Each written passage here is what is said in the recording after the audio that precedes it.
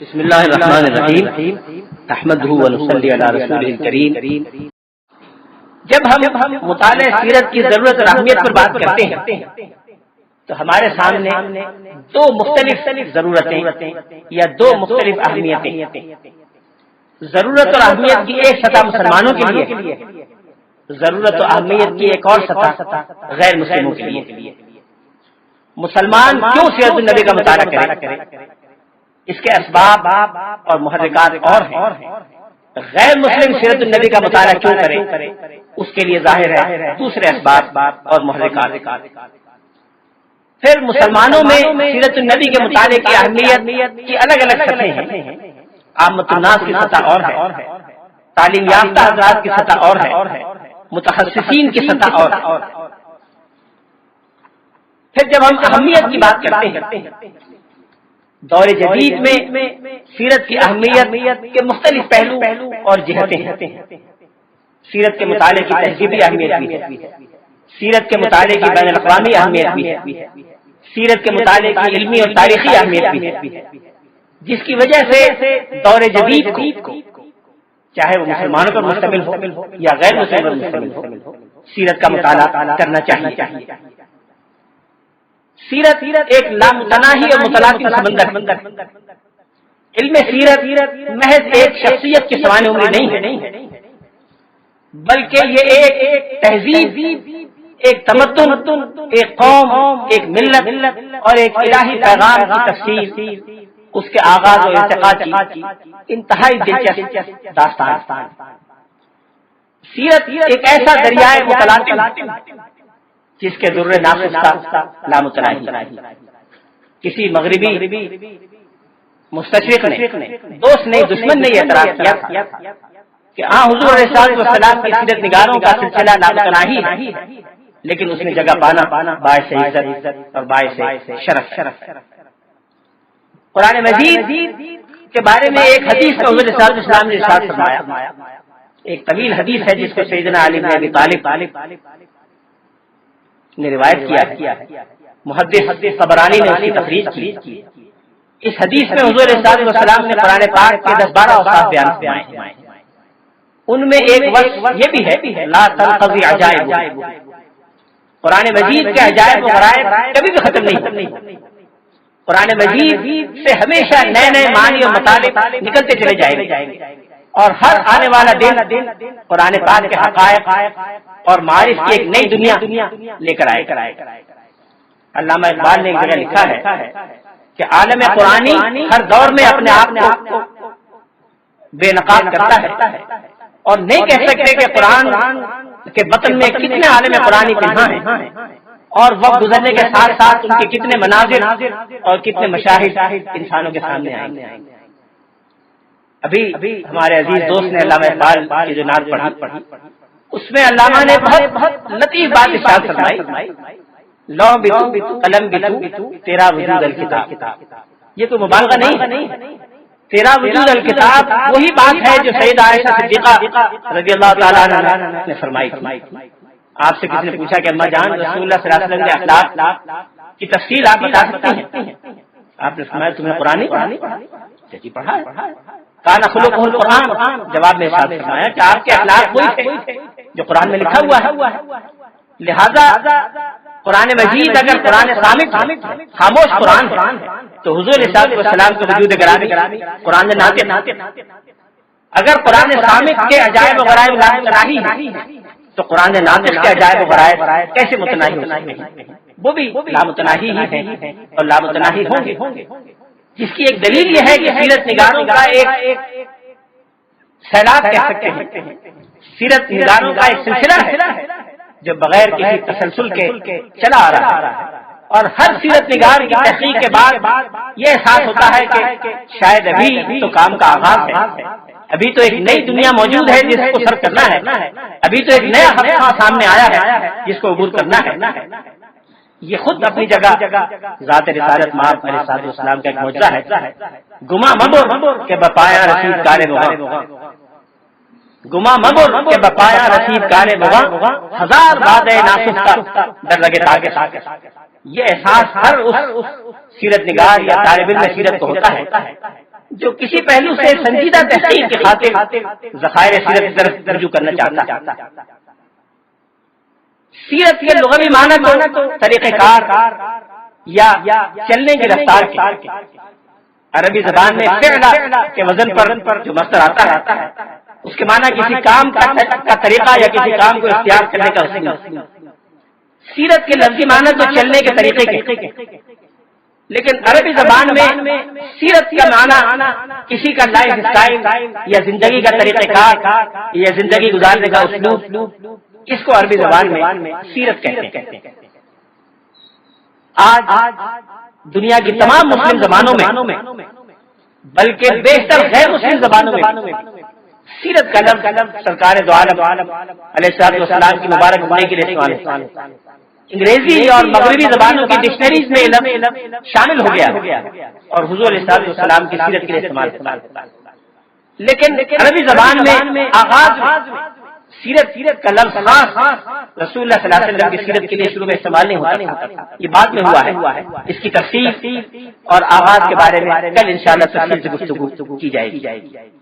متقدمین کے ہاں سیرت کا مفہوم اور ہے، متاخرین کے ہاں سیرت کا مفہوم اور ہے، غیر مسلم مفسرین کے ہاں سیرت کا مفہوم کچھ اور بیان کیا جاتا ہے۔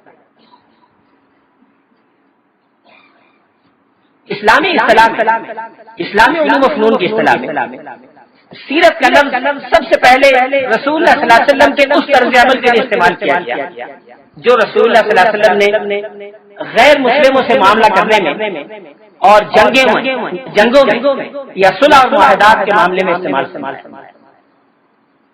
قدیم مفسرین نے، فقہاء اور محدثین نے اور سیرت نگاروں نے سیرت کے لفظ کو اسی مفہوم میں استعمال کیا۔ ہمارے بر صغیر کے مشہور عالم اور محقق اور قاموس نگار قاضی محمد اعلیٰ تھانوی نے اپنی مشہور کتاب کشاف اصطلاحات الفنون میں سیرت کی لغوی تشریح کرتے ہوئے لکھا ہے ثم غلبت فی الشرع علی طریقۃ المسلمین، شریعت کی اصطلاح میں اس لفظ کا زیادہ استعمال مسلمانوں کے اس طریقہ کار پر ہوتا ہے جو وہ کفار، غیر مسلم، مسلمان باغی، مرتدین، اہل ذمہ اور دوسروں سے معاملہ اور طریقہ کار کے بارے میں اختیار کرتے ہیں۔ یہ ایک پہلو سے تاریخ اسلام کا مضمون ہے، دوسرے پہلو سے اسلامی قانون اور فقہ کا مضمون۔ جب رسول اللہ صلی اللہ علیہ وسلم کے دنیا سے تشریف لے جانے کے بعد بڑے پیمانے پر مسلمانوں کا دوسری اقوام سے واسطہ پیش آیا۔ سیدنا فاروق اعظم رضی اللہ تعالیٰ عنہ کے دور میں بڑے بڑے علاقے اسلامی سلطنت میں داخل ہوئے، بہت سی اقوام اسلام میں داخل ہوئی، بہت سی دوسری اقوام کے ساتھ جنگ و صلح کے معاہدات کرنے پڑے، تو مسلمانوں کو قدم قدم پر اس کی ضرورت پیش آئی کہ رسول اللہ صلی اللہ علیہ وسلم کا اسوہ حسنہ، تفصیلی قوانین اور احکام و ہدایات ان کے سامنے۔ یہ اسوہ حسنہ رسول اللہ صلی اللہ علیہ وسلم کے ان غزوات سے حاصل ہو سکتا تھا جو رسول اللہ صلی اللہ علیہ وسلم نے وقتاً مختلف دشمنوں کے خلاف فرمائے۔ حضور علیہ السلام نے معاہدات بھی کیے، غیر مسلموں سے بھی معاہدات، غیر مسلموں میں مشرکین، یہودی اور عیسائیوں سے بھی معاہدے ہوئے، نو مسلموں کو بھی مراد دی گئی، ان کے لیے منشور اور چارٹر جاری کیے گئے۔ ان سب چیزوں کی بنیاد پر فقہائے اسلام نے ایک نئے قانون اور نظام کی تشکیل کی جس کے لیے سیرت اور سیر کی اصطلاح استعمال کی گئی، جو انسانی تاریخ میں پہلا بین الاقوامی قانون تھا۔ مغربی دنیا آج ہیوگو گروشیس کو بین الاقوامی قانون کا بابا آدم کہتی ہے، لیکن ہیوگو گروشیس سے کم و بیش 1000 سال پہلے فقہائے اسلام نے ان قوانین کی تدوین اور ترتیب کا کام شروع کر دیا، اور ہیوگو گروشیس کی پیدائش سے 860 سال پہلے 860 امام محمد بن حسن شیبانی 3 کتابیں بین الاقوامی قانون پر لکھ چکے تھے، جو تینوں آج موجود ہیں، اور ایک کا انگریزی اور دوسرے کا فرانسیسی اور ترکی ترجمہ بھی موجود ہے۔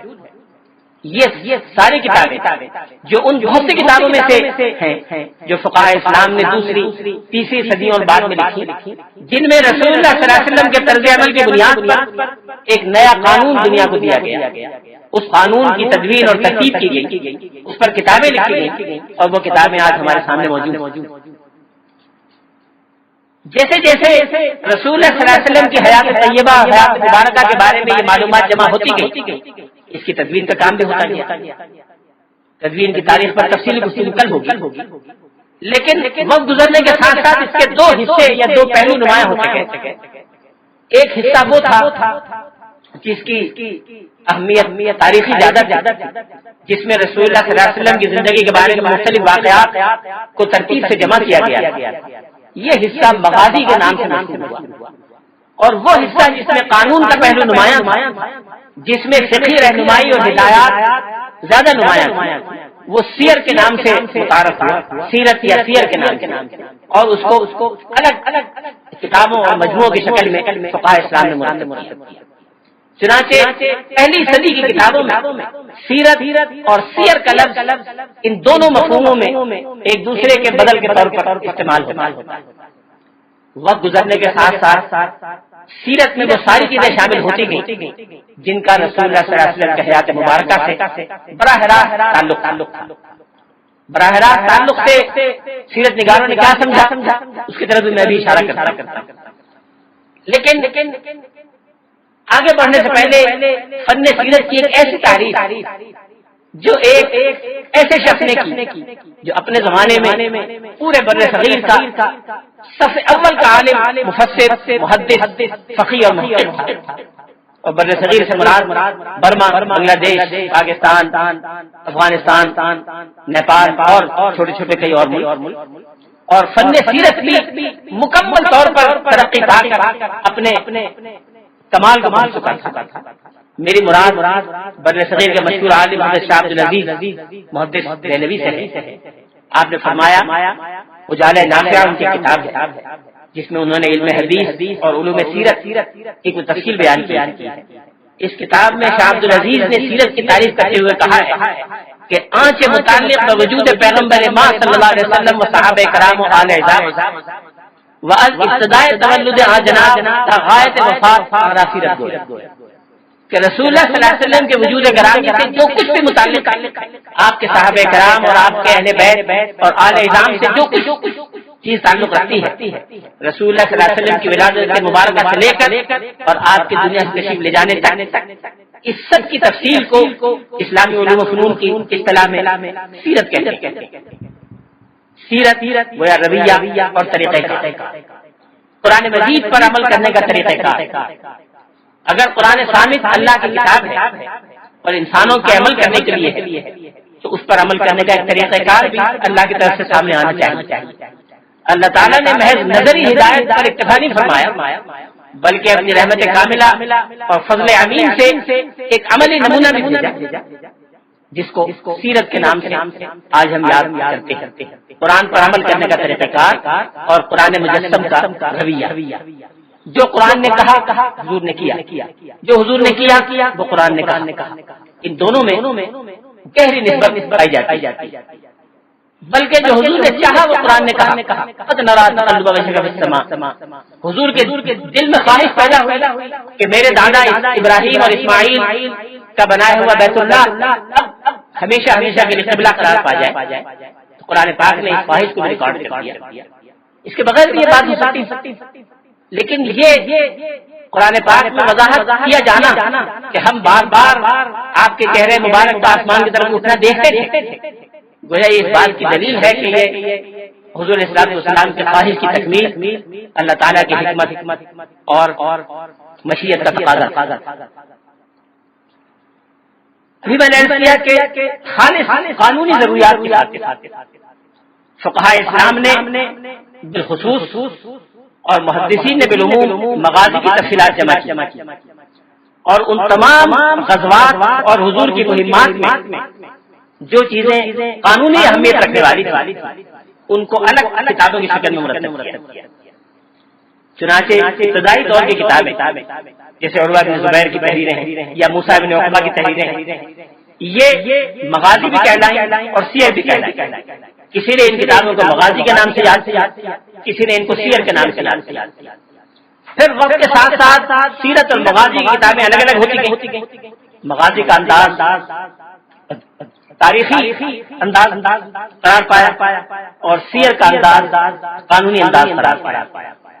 پھر مغازی میں اور تفصیلات شامل ہوتی گئی اور اس کا نام کہیں علم سیرت و مغازی رکھا گیا، کہیں علم مغازی و سیرت رکھا گیا، بالآخر اس کا نام علم سیرت قرار پایا اور مغازی اس کا ایک شعبہ بن گیا۔ آج علم سیرت ایک ایسا وسیع اور جامع علم ہے جس کے بہت سے شعبے اور بہت سے حصے ہیں، ان میں سے ایک حصہ مغازی اور رسول اللہ صلی اللہ علیہ وسلم کے غزوات اور مہمات بھی۔ غزوہ کے لفظ سے یہ نہ سمجھیے گا کہ رسول اللہ صلی اللہ علیہ وسلم کی صرف وہ مہمات ہیں جس میں کوئی عسکری یا حربی مقصد پیش نظر تھا، بلکہ اصطلاحاً غزوہ سے مراد ہر وہ مہم ہے جو مدینے سے باہر رسول اللہ صلی اللہ علیہ وسلم کی قیادت میں اختیار کی گئی، چاہے رسول اللہ صلی اللہ علیہ وسلم اس میں جنگ کی نیت سے باہر تشریف لے گئے ہوں یا کسی اور نیت سے تشریف لے گئے، ان سب کے لیے عمومی طور پر غزوہ یا مغازی کی اصطلاح استعمال کی جاتی ہے۔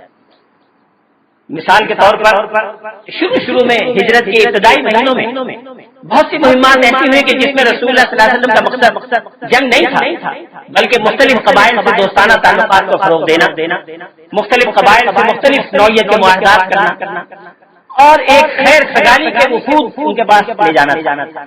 لیکن محدثین اور سیرت نگاروں نے ان مہمات کو بھی غزوہ کے لفظ سے یاد کیا۔ اس میں سفارتی اور غیر عسکری مہمات بھی شامل ہیں۔ مثال کے طور پر غزوہ ابوا کا ذکر ملتا ہے جو بدر سے پہلے کی ایک مہم ہے۔ اس میں رسول اللہ صلی اللہ علیہ وسلم کا مقصد کوئی جنگ کرنا نہیں تھا، لیکن بنی زمرہ ایک قبیلہ جس کی اہمیت پر انشاءاللہ آئندہ تفصیل سے اظہار خیال ہوگا، بنی زمرہ کے ساتھ دوستی کا معاہدہ کرنا، ان سے خیر سگالی کے تعلقات قائم کرنا اور ماضی کے ان تعلقات کا احیاء پیش نظر تھا جو اسلام سے پہلے سے جو ہجرت سے پہلے سے رسول اللہ صلی اللہ علیہ وسلم اور بنی زمرہ کے درمیان موجود تھے۔ بنی زمرہ اور رسول اللہ صلی اللہ علیہ وسلم کے درمیان ہجرت سے پہلے سے تعلقات تھے، ان تعلقات کا احیاء اور مزید پختہ بنانا مقصود۔ انہی دنوں میں یہ غزوہ العشیرہ کا تذکرہ ملتا ہے جس کا کوئی حربی یا عسکری مقصد نہیں تھا، بلکہ قبیلہ بنو مدلج جو عرب میں کھوجیوں کا قبیلہ تھا اس سے تعلقات قائم کرنا مقصد تھا۔ ہجرت کے واقعے میں آپ کو یاد ہوگا کہ سراقہ جو اس قبیلے کا سردار تھا، یہ قبیلہ مدینہ منورہ کے قریب مکہ و مدینہ کے راستے میں آباد تھا اور اس نے یہ سنا تھا کہ قریش نے 100 اونٹوں کا انعام مقرر کیا ہے، تو یہ چونکہ کھوجی تھا اس لیے فوراً اس نے پتہ لگا دیا اور پہنچ گیا، لیکن مقصود حاصل نہیں کر سکا۔ یہ وہ قبیلہ ہے رسول اللہ صلی اللہ علیہ وسلم کے سراقہ سے اچھے تعلقات قائم ہو گئے۔ سراقہ ہجرت سے پہلے اسلام لے آئے، حضور نے ان کو ایک پروانہ امن بھی لکھ کے دے دیا۔ بعض روایات میں ہے کہ یہ تحریر سیدنا ابوبکر صدیق کی تھی، بعض روایات میں ہے کہ عامر بن فہرہ کی تھی۔ دونوں صورتوں میں رسول اللہ صلی اللہ علیہ وسلم کے حکم سے ایک تحریر بھی لکھ کے دے دی گئی اور یوں بنی مدلج کے سردار سے ایک ذاتی تعلق حضور کا قائم۔ ظاہر ہے اس قبیلے کے خلاف عسکری اقدام تو متصور نہیں ہو سکتا، اس قبیلے میں مہم لے جانے کا مقصد دوستی اور بھائی چارے کے تعلق کو فروغ دینا۔ پھر بنی زمرہ اور بنی مدلج بڑے قبائل، بڑے اہم قبائل، ان قبائل کے خلاف ملٹری ایکشن کے لیے 50 100 125 آدمیوں کو لے جانا ویسے بھی ناقابل فہم ہے۔ یہ بات میں نے اس لیے تفصیل سے عرض کی کہ سیرت نگار غزوے کی اصطلاح مہم کے لیے استعمال کرتے ہیں، کسی ایکسپیڈیشن کے لیے اگر وہ براہ راست حضور کی سربراہی کا شرف رکھتی ہو اس کے لیے غزوہ کی اصطلاح استعمال کی گئی، اور اگر کسی اور صحابی کو حضور نے سربراہی کرتی ہو اس کے لیے سریہ کی اصطلاح استعمال کی گئی۔ مغازی اب علم سیرت کا ایک شعبہ ہے۔ علم سیرت اب ایک وسیع کینوس رکھتا ہے جس کے بارے میں ہم کہہ سکتے ہیں کہ پوری اسلامی تمدن اور اسلامی تاریخ اور رسول اللہ صلی اللہ علیہ وسلم کے پورے پیغمبرانہ کیریئر کا ایک لینڈسکیپ۔ اس لینڈسکیپ میں کیا ہے؟ اس میں وہ سب کچھ ہے جس کا اسلام اور رسول اللہ صلی اللہ علیہ وسلم کی سیرت مبارکہ سے تعلق۔ اس میں مغازی کا تذکرہ بھی ہے، اس میں سیرت پاک کے دوران وقوع پانے والے اہم واقعات بھی ہیں، اس میں رسول اللہ صلی اللہ علیہ وسلم کا ذاتی طرز عمل اور وہ سنتیں بھی ہیں جن کو سنن زوائد زبان سے یاد کیا گیا۔ ان میں ان قبائل کا تذکرہ بھی ہے جن سے رسول اللہ صلی اللہ علیہ وسلم کا تعلق رہا۔ قبیلہ قریش تو سب سے بڑا تھا، پھر اس کی مختلف شاخوں کی شاخیں، ان میں سے ہر قبیلے سے رسول اللہ صلی اللہ علیہ وسلم کا کوئی نہ کوئی تعلق رہا، یا حضور کا اپنا، یا حضور کے والد کا، یا حضور کے دادا کا، یا حضور کی والدہ کا۔ ایک سیرت نگار نے لکھا ہے کہ عرب میں جتنے اہم قبائل، جتنے بڑے بڑے قبائل جو عرب کی تاریخ، تمدن اور معاشرت میں کوئی مقام رکھتے تھے، ان سب میں رسول اللہ صلی اللہ علیہ وسلم کی کوئی نہ کوئی رشتہ داری بالواسطہ یا بلا واسطہ. اور یہ بات ہم سب جانتے ہیں اور ہم اہل پاکستان سے زیادہ بہتر سمجھتے ہیں کہ قدیم معاشروں میں قبائل اور برادری سے تعلق اور نسبت کی بڑی اہمیت ہوتی ہے. اور اگر کسی کی کوئی رشتہ داری کسی قبیلے یا برادری میں ہو تو ہر با کردار انسان، ہر با اخلاق اور با اصول انسان اس برادری اور رشتہ داری کے تقاضوں کو نبھانا اپنا اخلاقی فریضہ سمجھتا ہے. یہ اللہ تعالیٰ کی ایک حکمت تھی، ایک تکوینی مشیت تھی کہ بہت پہلے سے اس کا بندوبست ہو رہا تھا کہ رسول اللہ صلی اللہ علیہ وسلم کے آباء و اجداد نے مختلف قبائل سے تعلقات قائم کیے. اب ان قبائل کی تفصیل، ان تعلقات کی نشاندہی، ان تعلقات کے اثرات، ان تعلقات کا پس منظر، یہ خود علم سیرت کا ایک نیا میدان ہے جس پر ابھی کام کا آغاز ہوا. پھر رسول اللہ صلی اللہ علیہ وسلم کی ازواج مطہرات کا تعلق مختلف قبائل سے تھا. عرب کے جتنے بڑے بڑے قبائل، مدینہ منورہ اس کے قرب جوار، مکہ مکرمہ اس کے قرب جوار، ان سب قبائل سے رسول اللہ صلی اللہ علیہ وسلم تعلقات قائم فرمائے. ان تعلقات کا مقصد دعوت اسلام کے کام کو فروغ دینا اور دعوت اسلام کی مہم میں ان تعلقات کے اثرات کا استعمال کرنا. سیرت نگاروں نے لکھا ہے کہ جب رسول اللہ صلی اللہ علیہ وسلم نے ام المؤمنین ام حبیبہ سے نکاح فرمایا، اس کے بعد ابو سفیان نے کسی مہم کی قیادت اسلام کے خلاف نہیں کی. کوئی شخص عرب کے معاشرے میں اپنے داماد کے خلاف کھولنے کے لیے نکل سکتا. یہ مقاصد تھے جو رسول اللہ صلی اللہ علیہ وسلم کے پیش نظر. پھر رسول اللہ صلی اللہ علیہ وسلم کی اولاد مبارکہ آج پھر حضور صلی اللہ علیہ وسلم نے جس معاشرت اور معیشت کا قیام فرمایا، جو انتظامات اور ادارات حضور نے قائم کیے، جو وسائط اور دستاویزات حضور کے زمانے سے آج تک چلے آ رہے ہیں، جن کو لکھنے والوں نے الگ الگ کتابوں میں مرتب کیا ہے. پھر حضور کے خصائص، شمائل، خصائص اور فضائل، یہ وہ چیزیں ہیں جن پر سیرت کی ہر بڑی کتاب مشتمل. لیکن یہ نہ سمجھیے گا کہ سیرت صرف اسی کا نام، بلکہ علماء کرام نے کوشش کی کہ ہر وہ چیز جس کا چاہے تو خاص تعلق براہ راست اسلام کی ذات گرامی سے نہ ہو لیکن بالواسطہ تعلق بھی ہو تو اس کو بھی سیرت کے مطالعے کے دائرے میں لایا جائے. یہاں تک کہ وہ چیزیں کہ جن کا کوئی اثر حضور کے پیغام کو سمجھنے یا اس پر عمل کرنے میں نہیں پڑتا، اگر وہ معلومات نہ بھی ہوتی تو شاید سیرت میں کوئی کمی نہ ہوتی.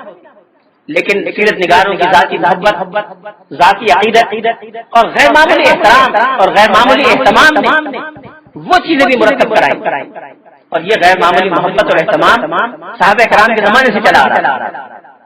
یہ بات میں نے اس لیے کہی کہ ہم مسلمانوں میں چہرے کی بات کو جانتا ہے اور ہر مسلمان کو گنہگار سے گنہگار مسلمان کو اس کا اندازہ ہے کہ ذات رسالت کے لیے عقیدت اور احترام اور عظمت کے کون سے جذبات اور احساسات ہیں جو مسلمان کے دل میں پنہا ہوتے ہیں. اس سے کوئی مسلمان غافل نہیں ہے، ناواقف نہیں ہے.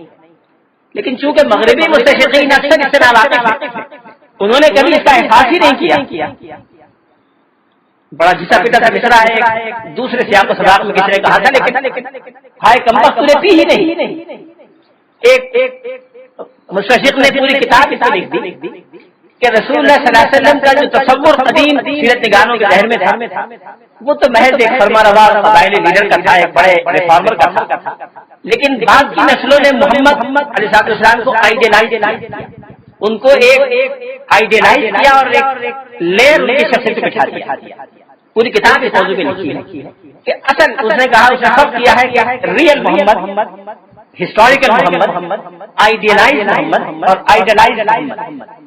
نعوذ باللہ من ذالک، نہ مسلمانوں نے کوئی چیز آئیڈیلائز کی نہ آئیڈیلائز کی، یعنی حضور کو دیوتا بنا دیا، آئیڈل بنا دیا اور پھر اس کی لیئر اور سطحیں اس نے گنوانے کی کوشش کی ہے. یہ وہ چیز ہے جس کا کوئی اندازہ اس وقت تک ہو ہی نہیں سکتا کسی غیر مسلم کو جب تک اس کو مسلمانوں کے احساسات اور جذبات کا حقیقی ادراک اور علم نہ ہو. بعد کے سالوں میں شروع میں تو چھوٹی چھوٹی کتابیں ہیں، کسی ایک پہلو پر، دوسرے پہلو پر، تیسرے پہلو. جو یہ سارے مواد جمع ہو کے متداول ہوتا گیا، لوگوں کے لیے دستیاب ہوتا گیا، بعد میں آنے والوں کے لیے آسان ہو گیا کہ سارے مواد کو یکجا جمع کرنا۔ 8ویں 10ویں صدی ہجری تک آتے آتے سیرت کی کتابیں 10 جلدوں میں، 12 جلدوں میں، 15 جلدوں میں لکھی جانے لگی۔ ان میں سے بعض سے تذکرہ میں کروں گا۔ اب یہ جو کتابیں 12 جلدوں میں، 15 جلدوں میں لکھی گئی، جن میں سے مطبوعہ موجود ہے، اوپر اسی حال کے اوپر کے دکھانے موجود ہیں۔ ان کتابوں میں وہ تمام چیزیں سیرت نگاروں اور محدثین نے جمع کی جن کا مصنف کے نظر میں حضور صلی اللہ علیہ وسلم کی ذات مبارکہ سے بالواسطہ بلا واسطہ تعلق۔ وہ چیزیں جو بھی میں نے بیان کی وہ تو یقیناً سیرت کا مضمون ہے۔ رسول اللہ صلی اللہ علیہ وسلم کے جن قبائل سے تعلقات رہے وہ بھی سیرت کا مضمون ہے۔ جن اصحاب کو رسول اللہ صلی اللہ علیہ وسلم کی خدمت میں رہنے کا اتفاق ہوا وہ بھی سیرت میں شامل ہے۔ خدام اور ملازمین اور عمال اور کارندگان حکومت، قاضی، مفتی، یہ تو لازماً سیرت کا حصہ ہے۔ لیکن رسول اللہ صلی اللہ علیہ وسلم نے کن کن سواریوں کو سواری کا شرف عطا فرمایا؟ گھوڑے کتنے، اونٹیاں کتنی، صحابہ کرام کی محبت کا تو اندازہ نہیں کر سکتا۔ صدیق رضی اللہ تعالیٰ عنہ پہلی مرتبہ جب سرکاری انتظام میں ہوا، سن 9 ہجری میں امیر حج بنا کے بھیجے گئے۔ امیر حج بن کے حضرت صدیق روانہ ہو چکے تھے، کئی منزلیں طے کر چکے تھے۔ بعد میں سورہ برات کی ابتدائی 40 آیات نازل ہوئی، جس میں مشرکین کے بارے میں کہا گیا کہ جو معاہدے ان سے کیے ہیں وہ ختم کر دیے جائیں اور 4 مہینے کا نوٹس دے دیا جائے۔ اس کے لیے حضور صلی اللہ علیہ وسلم نے مناسب سمجھا کہ حج کے موقع پر اعلان کیا جانا مفید ہے، اس لیے کہ تمام قبائل اور عرب سے لوگ آئے ہوں گے، اس وقت اگر یہ اعلان کیا جائے تو آسان سب تک پہنچ جائے گا۔ تو آپ نے حضرت علی رضی اللہ تعالیٰ عنہ کو یہ آیات دے کر پیچھے بھیجا اور اپنی اونٹنی دے کر بھیجا۔ سب سیرت نگاروں نے محدثین نے لکھا ہے کہ سیدنا علی بن ابی طالب تیزی کے ساتھ جا رہے تھے کہ کے مکہ پہنچے پہلے اس سے ملے۔ صحابہ کرام نے اس اونٹنی کی آواز سنی جو حضور صلی اللہ علیہ وسلم کی، جدا جس کا نام تھا، جدا کہتے کان کے تین ہوتے ہیں، اس میں کان کٹا ہوا جیسے چیرا دے کے 2 حصے کر دیے گئے۔ جدا کہتے تھے، جب جدا کی آواز سنی صحابہ کرام تڑپ گئے کہ حضور تشریف لائے۔ جس نے اتنی محبت سے معاملات کو دیکھا ہو، جس نے اس نظر سے چیزیں جمع کی، اس کا اندازہ کوئی نہیں کر سکتا۔ کہنے والے کہتے رہیں گے لیئر بٹھا دیا، سطح بٹھا دی، یہ کر دیا وہ کر دیا۔ رسول اللہ صلی اللہ علیہ وسلم کے جانوروں کے بارے میں معلومات موجود ہیں، اونٹنیوں کے بارے میں موجود ہے۔ حضور نے اگر کوئی بکری اپنے گھر میں رکھی اس کے بارے میں معلومات موجود، کس نے دی تھی، کس سے خریدی تھی، کہاں سے آئی تھی، کس گھر میں تھی، کتنا دودھ دیا کرتی تھی۔ اگر یہ نہ بھی معلوم ہو تو سیرت میں کوئی فرق نہیں پڑتا، لیکن یہ معلومات جمع کی گئی۔ اسلحہ کون سا تھا؟ حضور علیہ السلام جن گھروں میں، جن کمروں میں، حجروں میں رہائش پذیر تھے، اس کی تفصیل کیا تھی؟ ابھی چند سال پہلے ایک پاکستانی ایک صاحب ہیں، پنجاب کے کسی گاؤں کے ہیں، مجھے گاؤں کا نام یاد نہیں رہا، انہوں نے کئی سال کی محنت سے 3 کتابیں لکھی ہیں، جس میں ایک پوری کتاب یہ لکھی ہے کہ ازواج مطہرات کے حجرات کہاں تھے، اس کا رقبہ کتنا تھا، کیسے بنے ہوئے تھے۔ پرانی کتابیں لے کر ایک چیز کو ہاتھ سے ناپ کر، اگر لکھا ہوا ہے کہ 10 ہاتھ سے ناپ کر نشاندہی کر کے بتایا، کتاب شائع کی ہے پوری، بیوت النبی اور اس طرح کی 3 کتابیں اور یہ چیزیں آج تک چلی آ رہی ہیں، اور یہ سب چیزیں سیرت مبارکہ کا حصہ ہے۔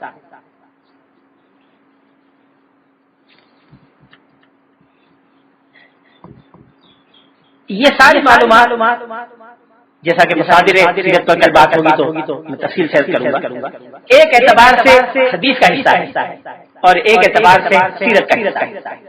محدثین اور سیرت نگار دونوں حضرات نے ان معلومات سے اعتنا کیا، لیکن محدثین کا جو محدثین کا جو اصل اعتقاد وہ رسول اللہ صلی اللہ علیہ وسلم کے ارشادات، آپ کے اعمال اور تقریرات پر اس اعتبار سے ہے کہ کیا چیز جائز ہے، کیا ناجائز ہے، کیا چیز سنت کا حصہ ہے اور کیا چیز سنت کا حصہ نہیں ہے۔ محدثین کا زور اس پر ہے، سیرت نگاروں کا زور اس پر ہے کہ رسول اللہ صلی اللہ علیہ وسلم کا ذاتی طرز عمل اور رویہ اور شخصیت مبارکہ کیا تھی۔ اس لیے ان دونوں میں بڑا تداخل پایا جاتا ہے۔ بہت سے موضوعات ہیں جو حدیث کا حصہ بھی ہیں، سیرت کا حصہ بھی، کچھ موضوعات ہیں جو صرف حدیث کا حصہ ہے اور سیرت کا حصہ نہیں، کچھ موضوعات صرف سیرت کا حصہ ہے اور حدیث کا حصہ نہیں۔ یہ وجہ ہے کہ حدیث کی ہر بڑی کتاب سیرت کے بارے میں بڑی قیمتی معلومات پر مشتمل ہے۔ حدیث کی کوئی کتاب ایسی نہیں ہے جس میں سیرت کے بارے میں بنیادی معلومات موجود نہ ہو، اور وہ سارے بنیادی مسائل اور اسٹرکچر جس کو کہتے ہیں علم سیرت کا ڈھانچہ، وہ سارا کا سارا علم حدیث کی بنیاد پر محدثین نے انتہائی چھان پٹک کے بعد ایک ایک راوی کی جرح اور تحقیق کے بعد مرتب کر دیا۔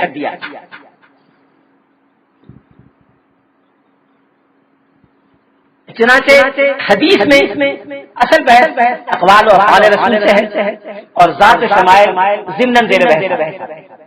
سیرت میں ذات و شمائل رسول اصلاً زیر بحث آتے ہیں، اقوال و افعال سے ضمن اور طبعاً بحث ہوتی ہے، طبعاً یعنی پیش۔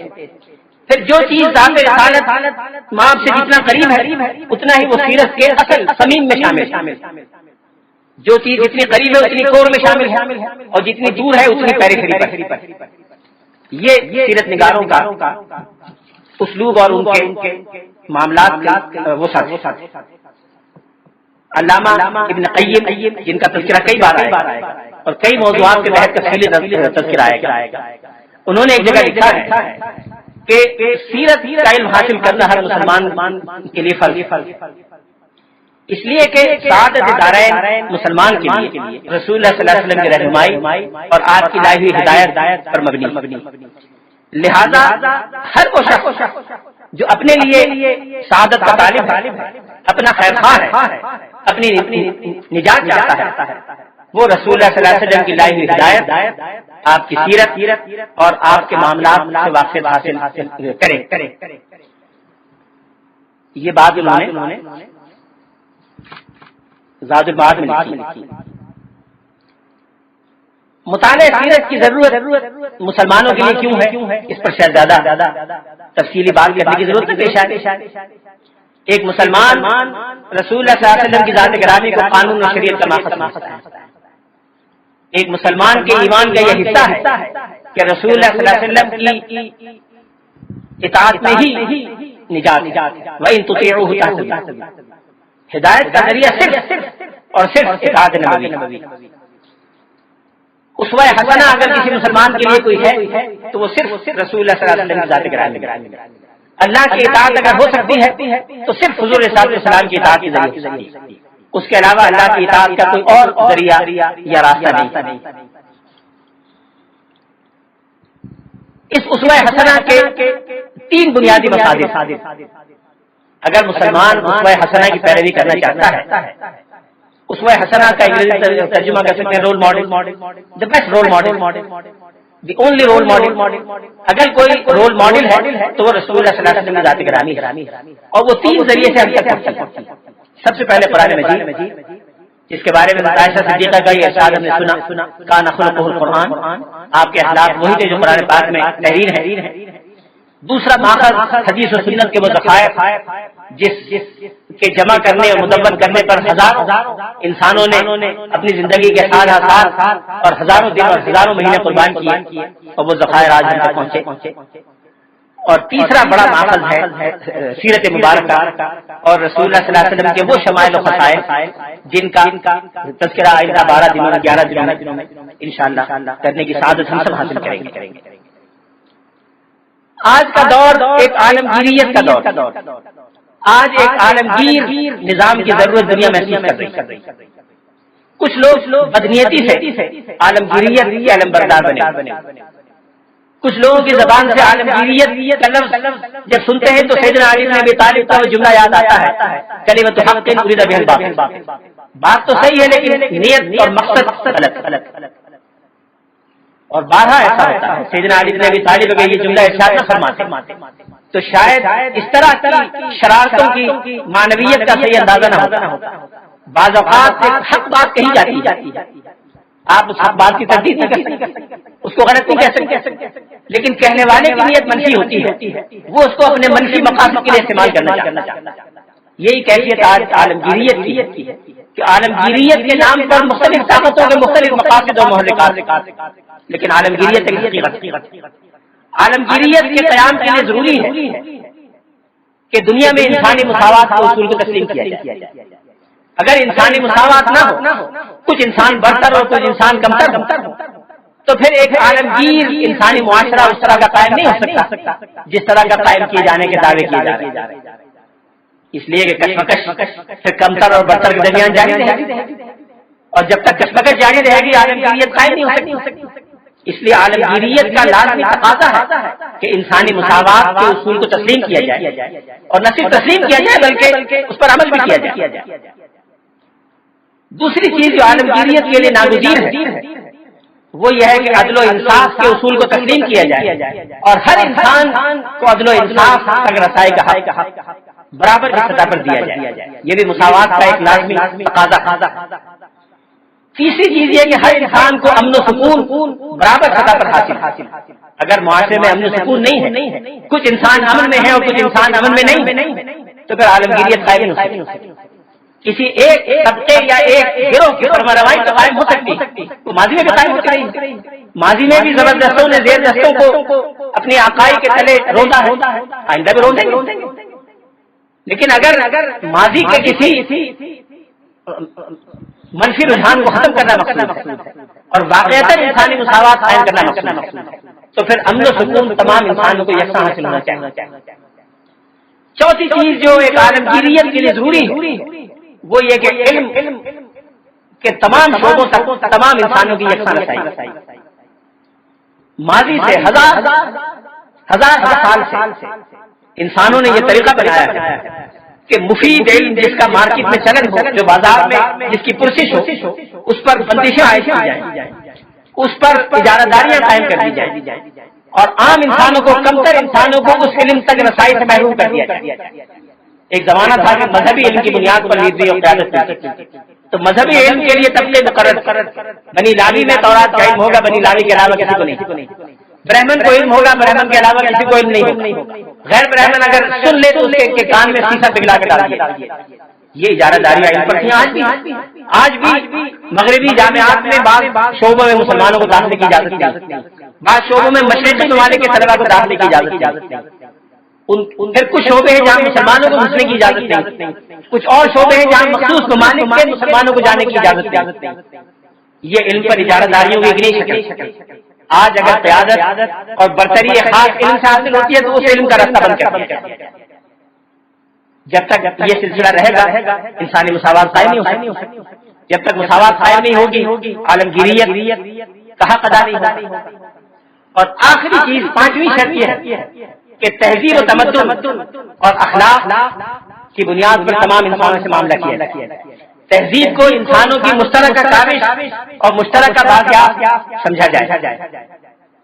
اگر تہذیب کی بنیاد پر دوسرے اقوام کو کم تک سمجھا جائے، تہذیب کی بنیاد پر دوسرے اقوام کو غلام بنایا جائے، تہذیبوں کی کشمکش کے نام پر بعض تہذیبوں کی برتری قائم کی جائے، بعض علاقوں کی، بعض نسلوں کی برتری کا عقلی اور تاریخی ثبوت یا دلیل تہذیبی کشمکش کے نام سے حاصل کی جائے، تو پھر اس صورت میں عالمگیریت قائم نہیں۔ اگر یہ اصول پنجگانہ عالمگیریت کے قیام کے لیے ناگزیر ہے تو پھر ایسی عالمگیریت کا واحد نمونہ اگر کسی نے پیش کیا ہے تو وہ اسلام نے اور سرکار دو عالم اسلام نے پیش کیا ہے۔ مساوات انسانی مکمل، عدل و انصاف ہر انسان کے لیے، امن و سکون ہر شخص کے لیے، علم ہر ایک کا حق نہیں بلکہ فریضہ، اور تہذیب و اخلاق سب کے لیے۔ انما بعثت لاتمم مکارم الاخلاق، میرا تو مقصد بعثت ہی اخلاق کی تکمیل اور تتمیم۔ علم ہر انسان کے لیے اور ہر شخص کے لیے محض حق نہیں بلکہ فریضے کی حیثیت رکھتا ہے۔ امن و سکون ایسا ہونا چاہیے کہ حضرموت سے وہ خاتون اٹھے اور تنہا بالبک تک جہاں اس کی بمباری ہو رہی ہے، جہاں تباہی پھیل رہی ہے، وہاں تک چلی جائے، ہاتھ میں سونا لے کے چلی جائے اور کوئی اس کو تنگ کرنے والا نہ۔ یہ معیار ہے امن و سکون کا۔ عدل و انصاف کا معیار یہ ہے کہ بڑے اور چھوٹے میں، امیر اور غریب میں، مشرقی اور مغربی میں، عربی اور عجمی میں کوئی فرق نہیں ہونا چاہیے۔ یہاں تک کہ فاطمہ بنت محمد بھی اگر چوری کے ارتکاب میں لائی جائے تو اس کا ہاتھ بھی کاٹ دیا جائے۔ اور مساوات انسانی یہ کہ بادشاہ اور گدا، خلیفہ اور غلام ایک سطح پر، اگر ایک دن خلیفہ کی سواری کا دن ہے تو خلیفہ سوار ہو، اگلے دن غلام کی سواری کا دن ہے تو غلام سوار۔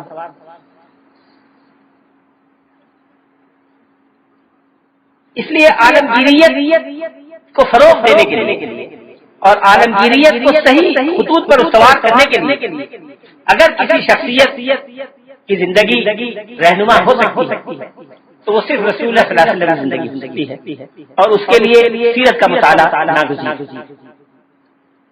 ڈاکٹر حمید اللہ صاحب نے یہ جگہ لکھا ہے کہ دنیا کی تمام اقوام اور ممالک کو دو مشکلات کے مسائل سے واسطہ رہا۔ ایک مشکل قوموں کی باہمی عصبیت، نیشنل پریجوڈس، اور دوسری چیز دولت مندوں اور غریبوں کے درمیان کشمکش، پیٹ بھروں اور بھوکوں کے درمیان کشمکش۔ ماضی میں جتنی مشکلات انسانیت کو پیش آئی، جتنی جنگیں ہوئی ہیں، جتنا خون بہا ہے، وہ شاید 99% یا شاید اس سے بھی زائد انہی دو اسباب کی وجہ سے بہا، قوموں کی باہمی عصبیت کی وجہ سے اور بھوکوں اور پیٹ بھروں کی باہمی کشمکش اور کشاکش کی وجہ سے۔ سرکار دو عالم صلی اللہ علیہ وسلم نے جو اپنے کام کا آغاز کیا تو یہ دونوں مشکلات بدرجہ ختم قبائل عرب میں موجود۔ یہاں تو قوموں کی عصبیت کی بات ہو رہی ہے، وہاں قبیلوں کی عصبیت ہے، قبیلوں کی بھی شعبوں کی اور برانچوں کی عصبیت ہے۔ آپ نے سنا ہوگا رسول اللہ صلی اللہ علیہ وسلم کے آخری زمانے میں آپ کی دنیا سے تشریف لے جانے سے چند مہینے پہلے ایک شخص نے نبوت کا دعویٰ کیا جس کا تعلق بنی حنیفہ کے قبیلے سے۔ بنو حنیفہ ایک بہت بڑا قبیلہ تھا جو جزیرہ عرب کے وسط میں آباد تھا۔ عرب قبائل کے دو بڑے گروپ، ایک قبیلہ ایک گروپ ربیعہ قبائل کہلاتا تھا، ایک مزری قبائل۔ رسول اللہ صلی اللہ علیہ وسلم کے قبیلہ قریش کا تعلق مزری قبائل سے، ربیعہ قبائل سے تعلق اکثر و بیشتر ان قبائل کا تھا جو جزیرہ عرب کے وسط میں آباد، اور ان دونوں کے درمیان کشاکش اور عصبیت کی فضا رہی۔ جب مسلمہ نے نبوت کا دعویٰ کیا تو ربیعہ قبائل کے خاصے لوگ بڑی تعداد میں مسلمہ کے ساتھ شامل۔ سیدنا صدیق اکبر رضی اللہ عنہ کے زمانے میں ان کے خلاف جنگ کی۔ یہ جنگ کئی دن جاری رہی بلکہ شاید کئی ہفتے جاری رہی۔ جنگ کی نوعیت یہ ہوتی تھی کہ صبح جنگ شروع ہوتی تھی، تمام دن جاری رہتی تھی، مغرب کے قریب جنگ بند ہو جاتی اور فریقین اپنے اپنے کیمپ میں چلے جاتے۔ ایک دن جنگ کے دوران مسلمان اپنے کیمپ میں تھے، مسلمہ کے ماننے والے اپنے کیمپ میں تھے، بعض مسلمان اپنے کیمپ سے نکلے شاید واک کرنے کے لیے رات ٹہل رہے تھے تو دیکھا کہ مسلمہ کے کیمپ سے بھی کچھ لوگ ٹہلنے کے لیے نکلے، قریب آئے، بات چیت ہوئی، سلام دعا ہوئی تو ایک صحابی جو مسلمانوں کی ٹیم میں تھے، پارٹی میں تھے، انہوں نے غور سے شخص کو دیکھا، کہا کہ تمہارا یہ نام ہے؟ جی تم وہ نہیں ہو جو بنی حنیفہ کے 80 رکن وقت مدینہ منورہ آئے، حضور نے فلاں مکان میں تمہیں ٹھہرایا تھا؟ کہ ہاں میں وہی۔ تم ایمان نہیں لائے تھے؟ کہ ہاں میں ایمان لایا تھا۔ تو آپ نے پوچھا کہ اب تمہیں کوئی شک ہو گیا ہے رسول اللہ کی نبوت پر؟ کہ نہیں کوئی شک نہیں۔ حضور کو نبی مانتے ہو؟ کہ ہاں مانتا ہوں۔ کہ مسلمہ کی نبوت پر ایمان لایا کہ نہیں؟ اسے جھوٹا سمجھتا ہے؟ کہ ہاں جھوٹا سمجھتا ہوں۔ تو پھر بندہ خدا پہ مسلمانوں سے جنگ کیوں کر رہا ہے؟ جو بات اس نے کہیں بڑی عجیب تھی، اس ماحول کو سمجھنے کے لیے بڑی مفید۔ اس نے کہا خدا کی قسم ربیعہ کا جھوٹا مضر کے سچے سے زیادہ بہتر ہے، ربیعہ کا جھوٹا مضر کے سچے سے زیادہ بہتر ہے۔ یہ قبائلی عصبیت ہے جس سے رسول اللہ صلی اللہ علیہ وسلم کو واسطہ اور بھوکوں اور پیٹ بھروں کی کشمکش سے پوری عرب کی شاعری اور جاہلیت کی شاعری بھری پڑی ہے۔ جاہلی شاعری کو ایسا ہوگا جس نے اپنے کارنامے بیان نہ کیے۔ وہاں سالیق کی ایک نسل ہوا کرتی تھی، سولوک کے معنی کنگار، ایک پوری نسل تھی جس کا لقب تھا کنگار، لیکن ان کا کام یہ تھا کہ لوٹ مار کیا کرتے تھے اور لوٹ مار کے لوگوں کو قتل کر کے اپنی روزی کمایا کرتے تھے، اس لیے کہ سالوک سے کنگار تھے۔ ان سالکہ میں سے ایک بڑا مشہور کنگار یہ کہتا ہے، اپنی فخریہ بیان کرتا ہے، شنفرا نام ہے، وَأَيَّمْتُ نِسْوَانًا وَأَيْتَمْتُ إِلْدَكَ وَعُدْتُ كَمَا أَبْدَأْتُ وَاللَّيْلُ مَيِّتٌ، کہ میں رات کو نکلتا کتنی ہی عورتوں کو بیوہ کر دیتا، کتنے ہی بچوں کو یتیم کر دیتا اور تاریخ ختم نہیں ہوتی کہ واپس آ جاتا۔ یہ فخریہ اظہار ہے ان کنگالوں کا جن کا پیشہ یہ تھا کہ لوٹ مار کر کے اپنی روزی حاصل کریں۔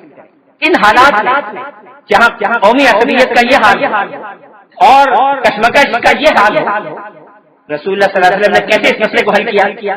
ڈاکٹر حمید اللہ فرماتے ہیں کہ انسانی مدون تاریخ میں، ریکارڈڈ ہسٹری میں کوئی اور مثال ایسی نہیں ملتی کہ ان دونوں قسم کی مشکلات کو جو اپنی انتہا پر، اپنی پیک پر تھی عرب معاشرے میں، کس طرح حل کر کے دکھایا اور کس طرح ان سب لوگوں کو شکل بنایا۔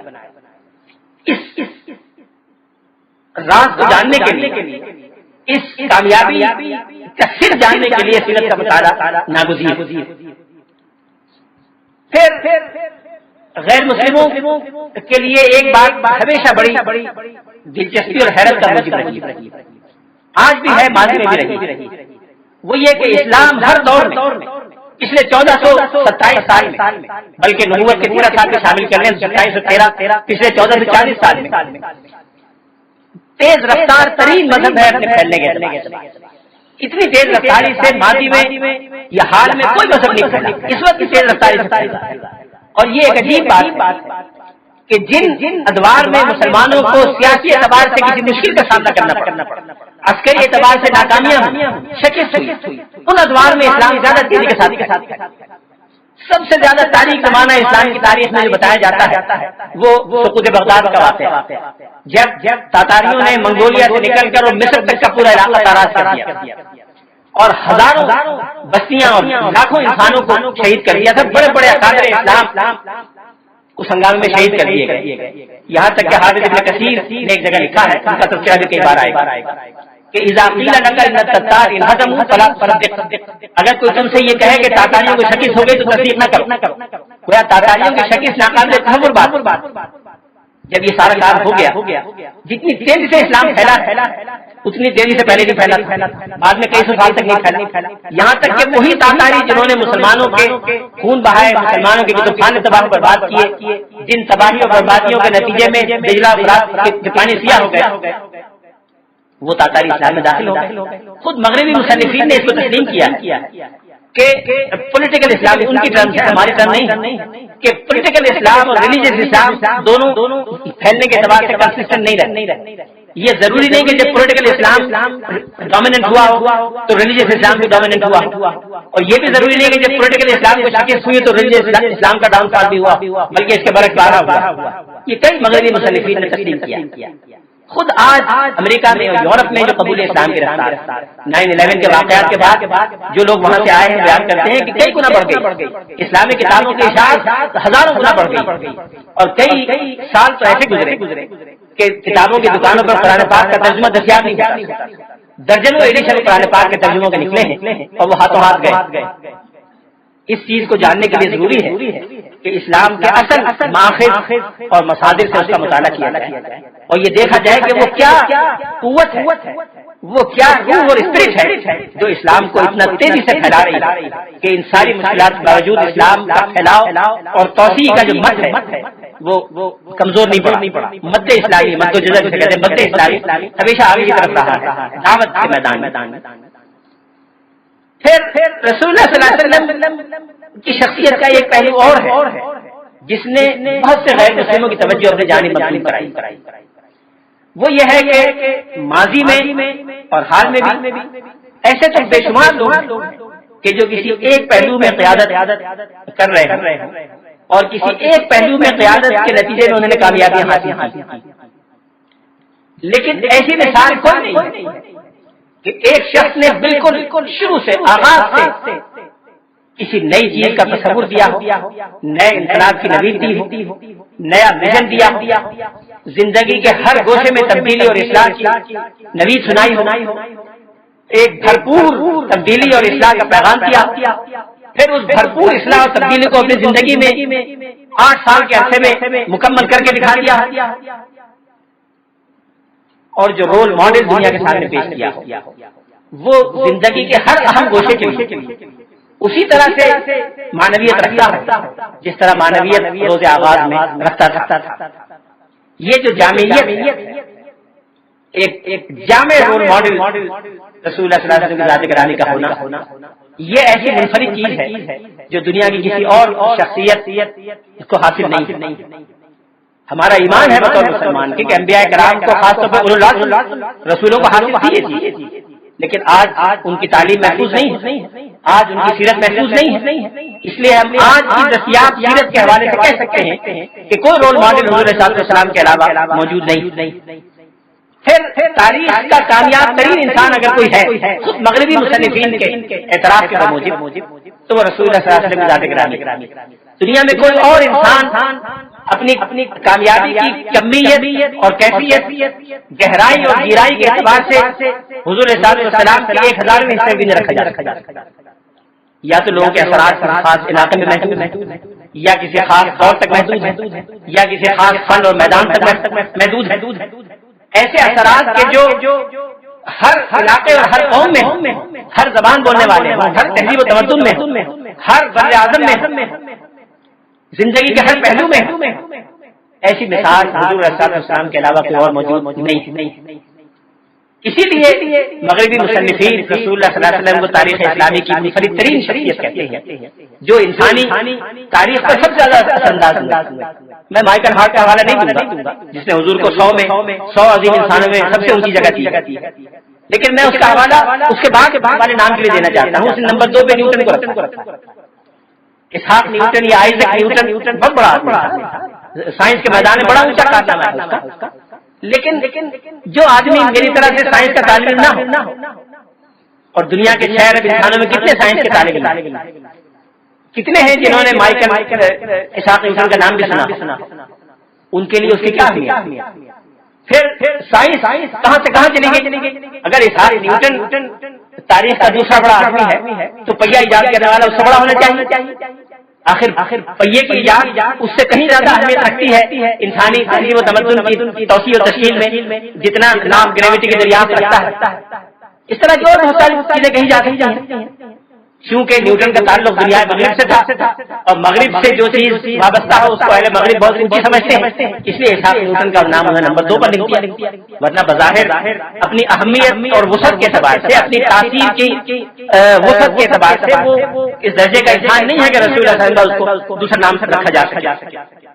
پھر ان سب سے قطع نظر کر کے کم سے کم وسائل زیادہ سے زیادہ کامیابی حاصل کرنے کا اگر کوئی معیار اور کسی غیر مسلم سے کہا جائے کہ پوری تاریخ انسانی کا ریکارڈڈ حصے کا جائزہ لے کے یہ بتائے کہ کم سے کم وسائل سے زیادہ سے زیادہ کامیابی دنیا میں کسی انسان نے حاصل، تو اگر جانبداری سے کوئی شخص مطالعہ کرنا چاہتا تو رسول اللہ صلی اللہ علیہ وسلم کے اسم گرامی کے علاوہ کوئی نام کسی کے ذہن میں اور حاشیہ خیال میں آئی نہیں۔ دنیا میں بڑے بڑے فاتحین گزرے ہیں، یقیناً گزرے ہیں، بڑے بڑے قانون دہندگان بھی گزرے ہیں، جسٹینین گزرا ہے جس کا کوڈ بڑا مشہور ہے، ممالک اور ریاستوں کے اور مملکتوں کے بانیان بھی گزرے ہیں، مولوین اخلاق اور تزکیہ نفس کرنے والے بھی گزرے ہیں، اجتماعی مفسرین بھی گزرے ہیں، لیکن ان میں سے ہر ایک کے پاس یا تو پہلے سے ایک روایت اور ذخیرہ موجود۔ جسٹینین کے پاس کیا تھا؟ جسٹینین خود تو نہیں لکھا، جسٹینین نے جو پہلے سے قوانین وہاں موجود تھے، تحریری بھی موجود تھے، غیر تحریری موجود تھے، جس پر جسٹینین سے 1000 سال پہلے سے عمل ہو رہا تھا، اس کے کہنے سے وہ لکھوا دیے گئے۔ اس کے علاوہ کوئی کارنامہ جسٹینین کا نہیں کہ روما میں 1000 سال پہلے سے جو قوانین چلے آ رہے ہیں، جن میں سے بہت سے پہلے سے لکھے ہوئے موجود تھے، ان سب کو یکجا کر کے ایک جگہ کوڈیفائی کروایا۔ جسٹینین بہت بڑا آدمی ہو گیا، لیکن جسٹینین کے قانون کا رسول اللہ صلی اللہ علیہ وسلم کے قانون سے موازنہ کریں کہ عرب میں کوئی تصور قانون کا نہیں، ایک صفحہ بھی لکھا ہوا کہ قانون کے نام پہ موجود، ایک جملہ بھی لکھا ہوا موجود نہیں، کوئی نمونہ عرب میں قانون سازی یا قانون پر عمل درآمد کا موجود نہیں، لیکن قانون ایک دے دیا گیا، ایسا دے دیا کہ جس نے حضور کی دنیا سے تشریف لے جانے کے 15 سال کے اندر 3 بر اعظم تک اپنا اثر پھیلا دیا۔ سیدنا عمر فاروق کے زمانے میں ہمارے سب کانٹیننٹ میں بر صغیر میں مسلمان آ چکے، تھانہ اور معبر کی بندرگاہوں پر جس کو آج مالابار کہتے ہیں، اس کو معبر کہتے تھے، معبر کی بندرگاہ پر مسلمانوں کی آبادی حضرت عمر کے زمانے میں وجود میں آ گئی، حضرت عثمان غنی کے زمانے میں اسپین میں مسلمانوں کی آبادی وجود میں آ گئی، 3 بر اعظموں میں اسلام کا پیغام حضرت عثمان کے زمانے پہنچ گیا، حضور علیہ السلام کے دنیا سے تشریف لے جانے کے 15 سال کے اندر، اور یہ تمام آبادیاں اسلامی قانون پر عمل کر رہی ہیں۔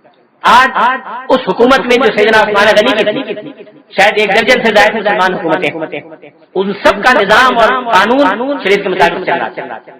جسٹینین کے قانون کو اتنی وسعت کبھی حاصل نہیں، قانون عظیم فاتحین کی مثالیں آپ دیکھ لیں، بانیان ممالک کی دیکھ لیں، مولوین اخلاق، ان میں سے ہر ایک کی اس پر ایک ذخیرہ موجود تھا، ایک پس منظر موجود تھا جس کی بنیاد پر تعمیر کرنا آسان تھا، بالکل آغاز سے تعمیر ہو، انیشیو جسے کہتے ہیں، کچھ موجود نہ ہو۔ یہ کل حضور کے علاوہ کہیں نہیں، ہر چیز ایکس نیہلو، جس کو رومن لا میں کہتے ہیں ایکس نیہلو، بالکل عدم سے ہر چیز کا آغاز ہوا. یہ وسائل تھے اور جو کامیابی ہے وہ آپ کے سامنے ہے، جس کا کچھ اندازہ آئندہ 11 دنوں کی گفتگو میں ہو جائے گا. رسول اللہ صلی اللہ علیہ وسلم کے سیرت نگار کے لیے ایک بڑی مشکل یہ ہے کہ معلومات اتنے وسیع اتنے پھیلے ہوئے ہیں کہ ان معلومات کو ایک جگہ سمیٹنا، ان معلومات کی بنیاد پر ایک مرتب اور کنسسٹنٹ تصویر پیش کرنا، یہ ایک بڑا چیلنج رہا. ان کو کیسے مرتب کیا جائے، اس کے بارے میں مناہج پہ جب گفتگو ہوگی تو بات ہوگی. شکریہ.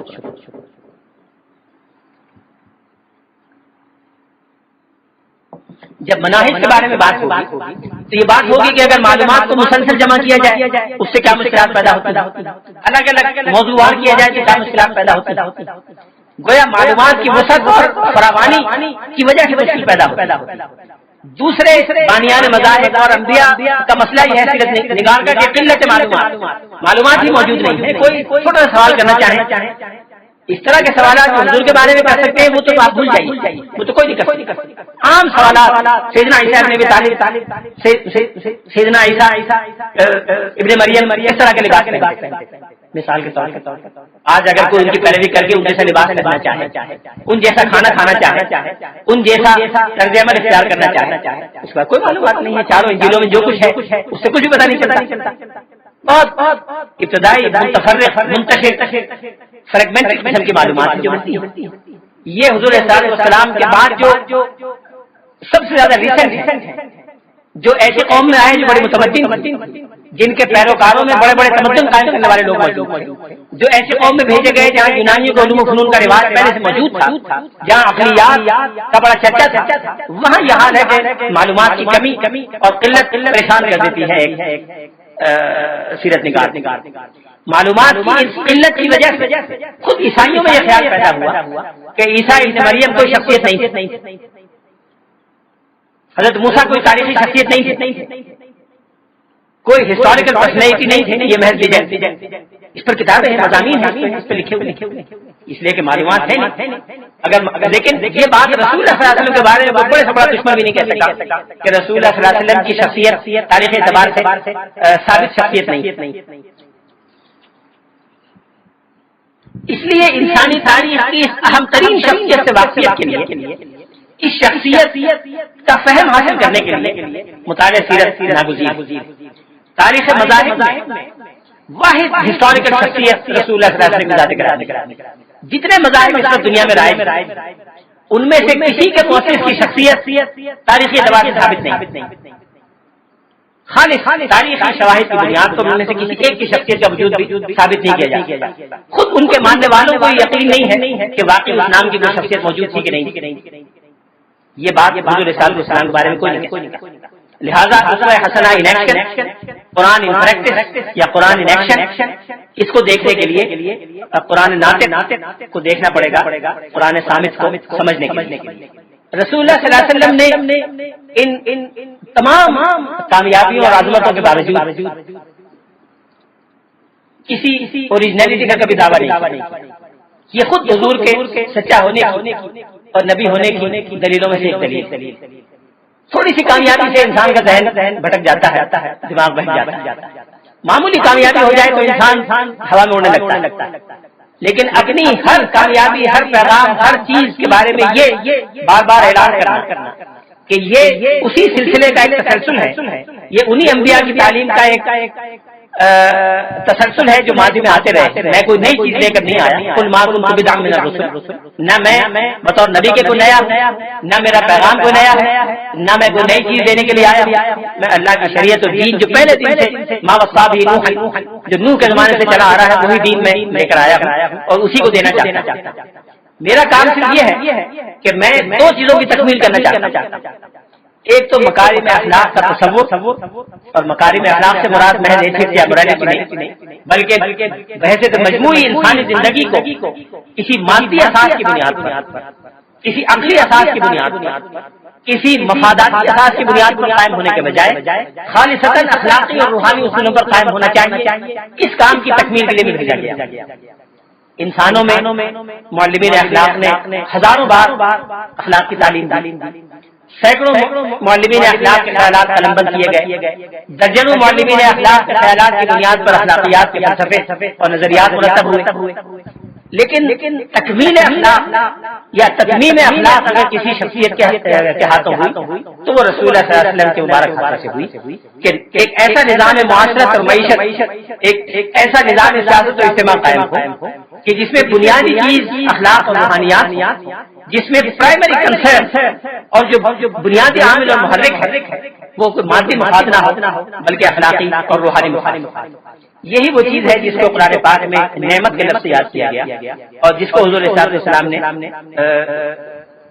اللہ کی سب سے بڑی نعمت قرار دیا، وَأَتْمَمْتُ عَلَيْكُمْ نِعْمَتِي، میں نے آج اپنی نعمت تم پر مکمل کر۔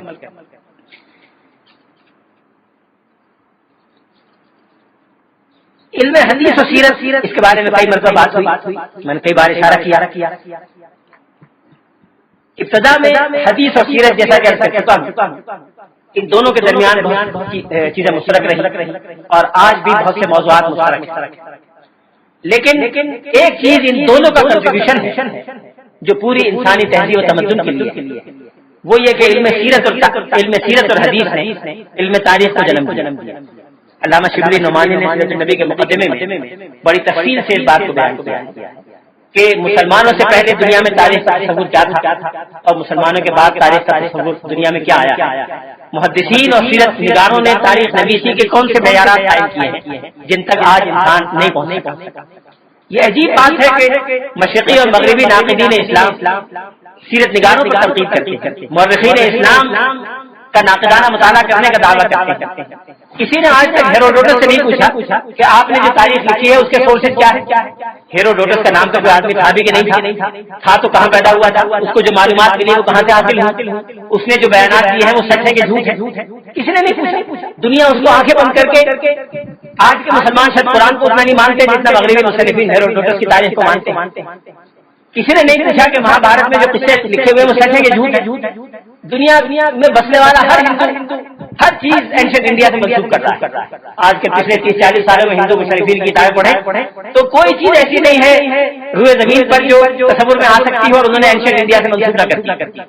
کسی نے نہیں پوچھا کہ مہابھارت کس نے لکھی تھی، کب لکھی تھی، اس کے ماخذ کیا تھے، مصادر کیا تھے، اس کے بعد یہ معلومات کہاں سے آئی، کوئی کبھی اس کو چیلنج نہیں کرتا۔ یہ چیز ایسی ہے کہ سوائے اس کے کہ اس کے تعصب کا ٹھپا لگا ہوا ہے اور کوئی وجہ اس کی سمجھ میں نہیں آتی۔ یہ بات کہ علم حدیث اور علم سیرت نے علم تاریخ کو جنم دیا، یہ ایک ایسی حقیقت ہے جس کا کوئی غیر جانبدار شخص انکار نہیں کرتا۔ ایک بڑی دلیل یہ ہے کہ جتنے مشہور محدثین ہوئے وہی اسلام میں تاریخ نویسی پر سب سے پہلے قلم اٹھانے والے۔ امام بخاری نے تاریخ کبیر لکھی، امام ترمذی نے تاریخ پر کتاب لکھی۔ اگرچہ تاریخ کا وہ تصور اس وقت نہیں تھا، لیکن جب وہ تصور آ گیا، امام ابن کثیر نے کتاب لکھی تاریخ، سیرت پر بھی لکھا، تاریخ پر بھی لکھا، ابن جریر طبری نے تاریخ پر بھی لکھا، حدیث پر بھی لکھا، سیرت پر بھی لکھا۔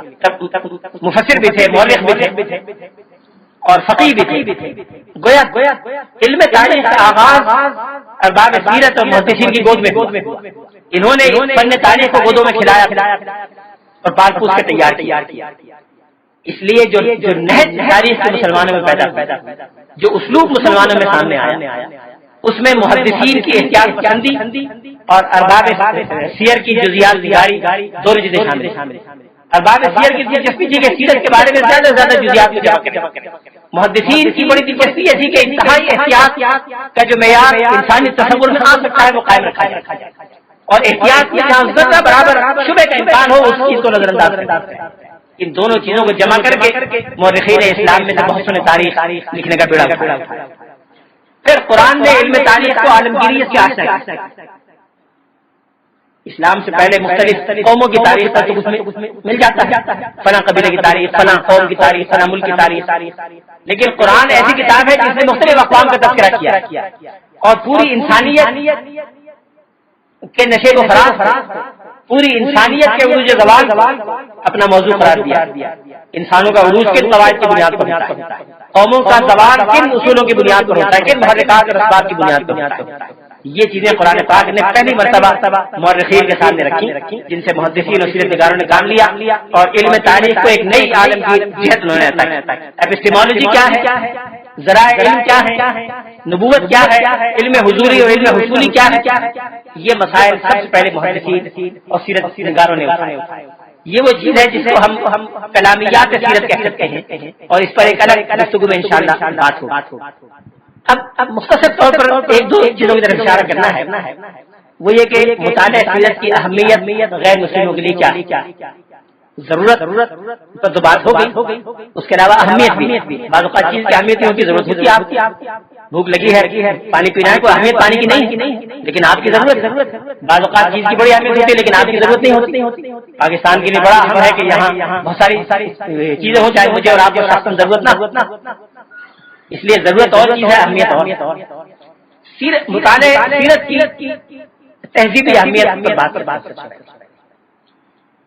اگر تہذیبوں کی تاریخ کا جائزہ لیا جائے تو ایک چیز بڑی نمایاں طور پہ سامنے آتی ہے، وہ یہ کہ اسلام نے جو تہذیب قائم کی وہ ایک جامع الحضارات تہذیب ہے، وہ تمام تہذیبوں کی جامع ہے اور تمام تہذیبوں کی روح، ان کا خلاصہ اور عطر اسلام کی تہذیب میں آیا۔ محل وقوع کے اعتبار سے دیکھیں، ابن خلدون نے اس کو بڑی تفصیل سے بات کی ہے مقدمے میں کہ اسلام کا مرکز جغرافیائی اعتبار سے روئے زمین کا ناف زمین، اسی لیے کعبے کو کہا جاتا ہے۔ روئے زمین کے مرکز میں اسلامی تہذیب ہے، اور جہاں جہاں اسلامی تہذیب کا کور ہے، اور اگر اسلامی تہذیب کا کور اس کو قرار دیا جائے جہاں جہاں صحابہ کرام کے ہاتھوں اسلام پہنچ گیا، وہاں سے روئے زمین کے ہر علاقے کا فاصلہ یکساں ہے۔ صحابہ کرام نے اسلام کے پرچم کو جہاں جہاں بلند کر دیا، اس علاقے پہ اگر ایک رنگ ہرا رنگ کر دیا جائے اور پورے روئے زمین کا جائزہ لیا جائے تو یہ علاقہ اس کے مرکز میں واقع ہے، اور وہاں سے اسلام کی روشنی کرۂ ارض کے ہر پہلو پر یکساں فاصلے سے پہنچ۔ یہ اسلام کے جامع الحضارات ہونے کا ایک ثبوت۔ پھر ماضی میں جتنی تہذیبیں ہوئی یا اسلام کے قیام کے وقت جو تہذیبیں موجود تھیں وہ عموماً مذہبی تہذیبیں، ان کی اساس مذہبی پیغام پر، وہ بابلیوں کی تہذیب ہو، بازنطینیوں کی ہو، رومنز کی ہو، خود ہندوؤں کی ہو، ایرانیوں کی، پرشین کی ہو، ان ساری تہذیبوں کی اساس کسی نہ کسی مذہبی پیغام پر رہی۔ مذہبی پیغاموں میں سے اکثر و بیشتر ایسے ہیں کہ جن کی اساس اور آغاز کوئی آسمانی مذہب یا آسمانی پیغام کسی نہ کسی نبی تک جا کے منتہی ہوتے ہیں۔ حتیٰ کہ خود ایرانیوں کی آتی تہذیب بھی تھوڑا سا غور کیا جائے تو بعض ایسی شخصیتوں تک جا کر منتہی ہوتی ہے جن کے بارے میں بہت سے محققین کا خیال ہے کہ وہ نبوت کے منصب پر فائز۔ خود صابئین جو ایران میں ایک بڑی قوم تھی، وہ بھی ایک مذہبی روایت کے پیرو تھے اور ایک آسمانی مذہب سے ان کا تعلق تھا۔ یہی وجہ ہے کہ رسول اللہ صلی اللہ علیہ وسلم نے ان کو وہ اسٹیٹس دیا جو اہل کتاب کو دیا۔ جب رسول اللہ صلی اللہ علیہ وسلم کے حیات عرضی کے آخری ایام میں بعض ایسے علاقے فتح ہوئے جہاں صابئین رہتے تھے تو صحابہ کرام نے پوچھا، جنوبی عرب میں بازان حضور کے نمائندہ تھے، ان کا تذکرہ آئے گا آگے چل کر، انہوں نے پوچھا کہ یہاں صابئین کے نام سے قوم بستی ہے، میں ان کے ساتھ کیا سلوک کروں؟ تو آپ نے فرمایا، ان خط لکھا، وہ تحریر بھی موجود ہے کہ سنو بہم سنت اہل کتاب، کہ ان سے وہی معاملہ رکھو جو اہل کتاب کے ساتھ رکھتے ہو، غیر ناکث نسائہم ولا آکل ذبائحہم، دو فرق کے ساتھ کہ ان کا ذبیحہ نہ کھاؤ، ان کی عورتوں سے نکاح نہ کرو، باقی وہی ٹریٹمنٹ دو جو اہل کتاب کو دیتے ہیں۔ یہ ساری تہذیبیں مختلف آسمانی مذاہب کے زیر اثر قائم ہیں۔ آسمانی مذاہب کو قرآن پاک نے تسلیم کیا، نہ صرف قرآن پاک نے اپنے کو ان کا مصدق قرار دیا بلکہ مہیمن بھی قرار دیا، وہ مہیمن علیہ، کہ قرآن ان پر مہیمن ہے، ان کا محافظ اور ان پر حاوی۔ کس طرح حاوی؟ قرآن پاک کا مطالعہ کریں تو مختلف انبیاء کا تذکرہ ملتا ہے۔ کسی پیغمبر کی ایک خاص صفت نمایاں ہے، دوسرے کی دوسری صفت نمایاں ہے، تیسرے کی تیسری صفت نمایاں ہے، کسی میں صبر کی کیفیت نمایاں ہے، کسی میں کلمہ حق کی اور جہاد کی کیفیت نمایاں ہے، کسی میں زہد اور استغنا نمایاں ہے، کسی میں بادشاہت اور حکومت کا قیام اور اس کی شان و شوکت نمایاں ہے، کسی میں بین الاقوامیت نمایاں ہے۔ اسلام کے پیغام میں اور پیغمبر اسلام کی شخصیت میں یہ ساری صفات یکجا، بین الاقوامیت بھی ہے، استغنا اور زہد بھی ہے، عالمگیریت بھی ہے، صبر بھی ہے، جہاد اور کلمہ حق بھی ہے، اور وہ ساری صفات جو قرآن کے بیان کرتا 26 انبیاء میں انفرادی طور پر پائی جاتی ہے، وہ رسول اللہ صلی اللہ علیہ وسلم کی ذات گرامی میں یکجا انفرادی طور پر ملتی ہے۔ پھر بقیہ آسمانی کتابوں کے جو بنیادی خصائص، کسی کتاب کی خصوصیت یہ ہے کہ اس کا قانون بڑا سخت، جو لا کی پروویژن ہے بڑی سیویئر، اس لیے کہ اس قوم کو اسی طرح کے قانون کی ضرورت ہے۔ کسی کتاب کا خاصہ یہ ہے کہ اس میں قانون کے جو ہائر مورل آئیڈیل، برتر اخلاقی اساس ہے قانون، اس کو نمایاں کیا گیا۔ کسی کتاب کی صفت یہ ہے کہ اس میں تعلق خاندان کو زیادہ بیان کیا۔ کسی کتاب کی خصوصیت یہ ہے کہ اس میں مناجاتیں کر کے اللہ کے حضور اپنی بندگی کے احساس کو نمایاں کرنے پر زور دیا۔ قرآن پاک میں ساری چیزیں، قرآن پاک میں سخت احکام بھی، نالائقوں کے لیے احکام سختی ہونے چاہیے۔ قرآن پاک میں مناجاتیں بھی، قرآن پاک کے پیغمبر نے جو مناجاتیں اور دعائیں سکھائی ہیں اس کا مقابلہ دنیا کی کسی قوم میں کوئی اور روایت نہیں کر سکتی۔ مولانا ابوالحسن ندوی کی ایک چھوٹی سی کتاب ہے، ہم نے دعویٰ اکیڈمی میں شائع کی تھی، سیرت نبوی دعاؤں کا آئینہ۔ اس میں مولانا نے یہ بتایا تھا کہ دعاؤں کی کیا حیثیت ہے اور سیرت النبی پر کس طرح سے اثر روشنی پڑتی ہے، دعاؤں کے ذریعے حضور کی شخصیت کو کیسے دیکھا جائے۔ دلچسپ چھوٹی سی کتاب ہے، یہ ساری چیزیں قرآن پاک میں موجود ہیں۔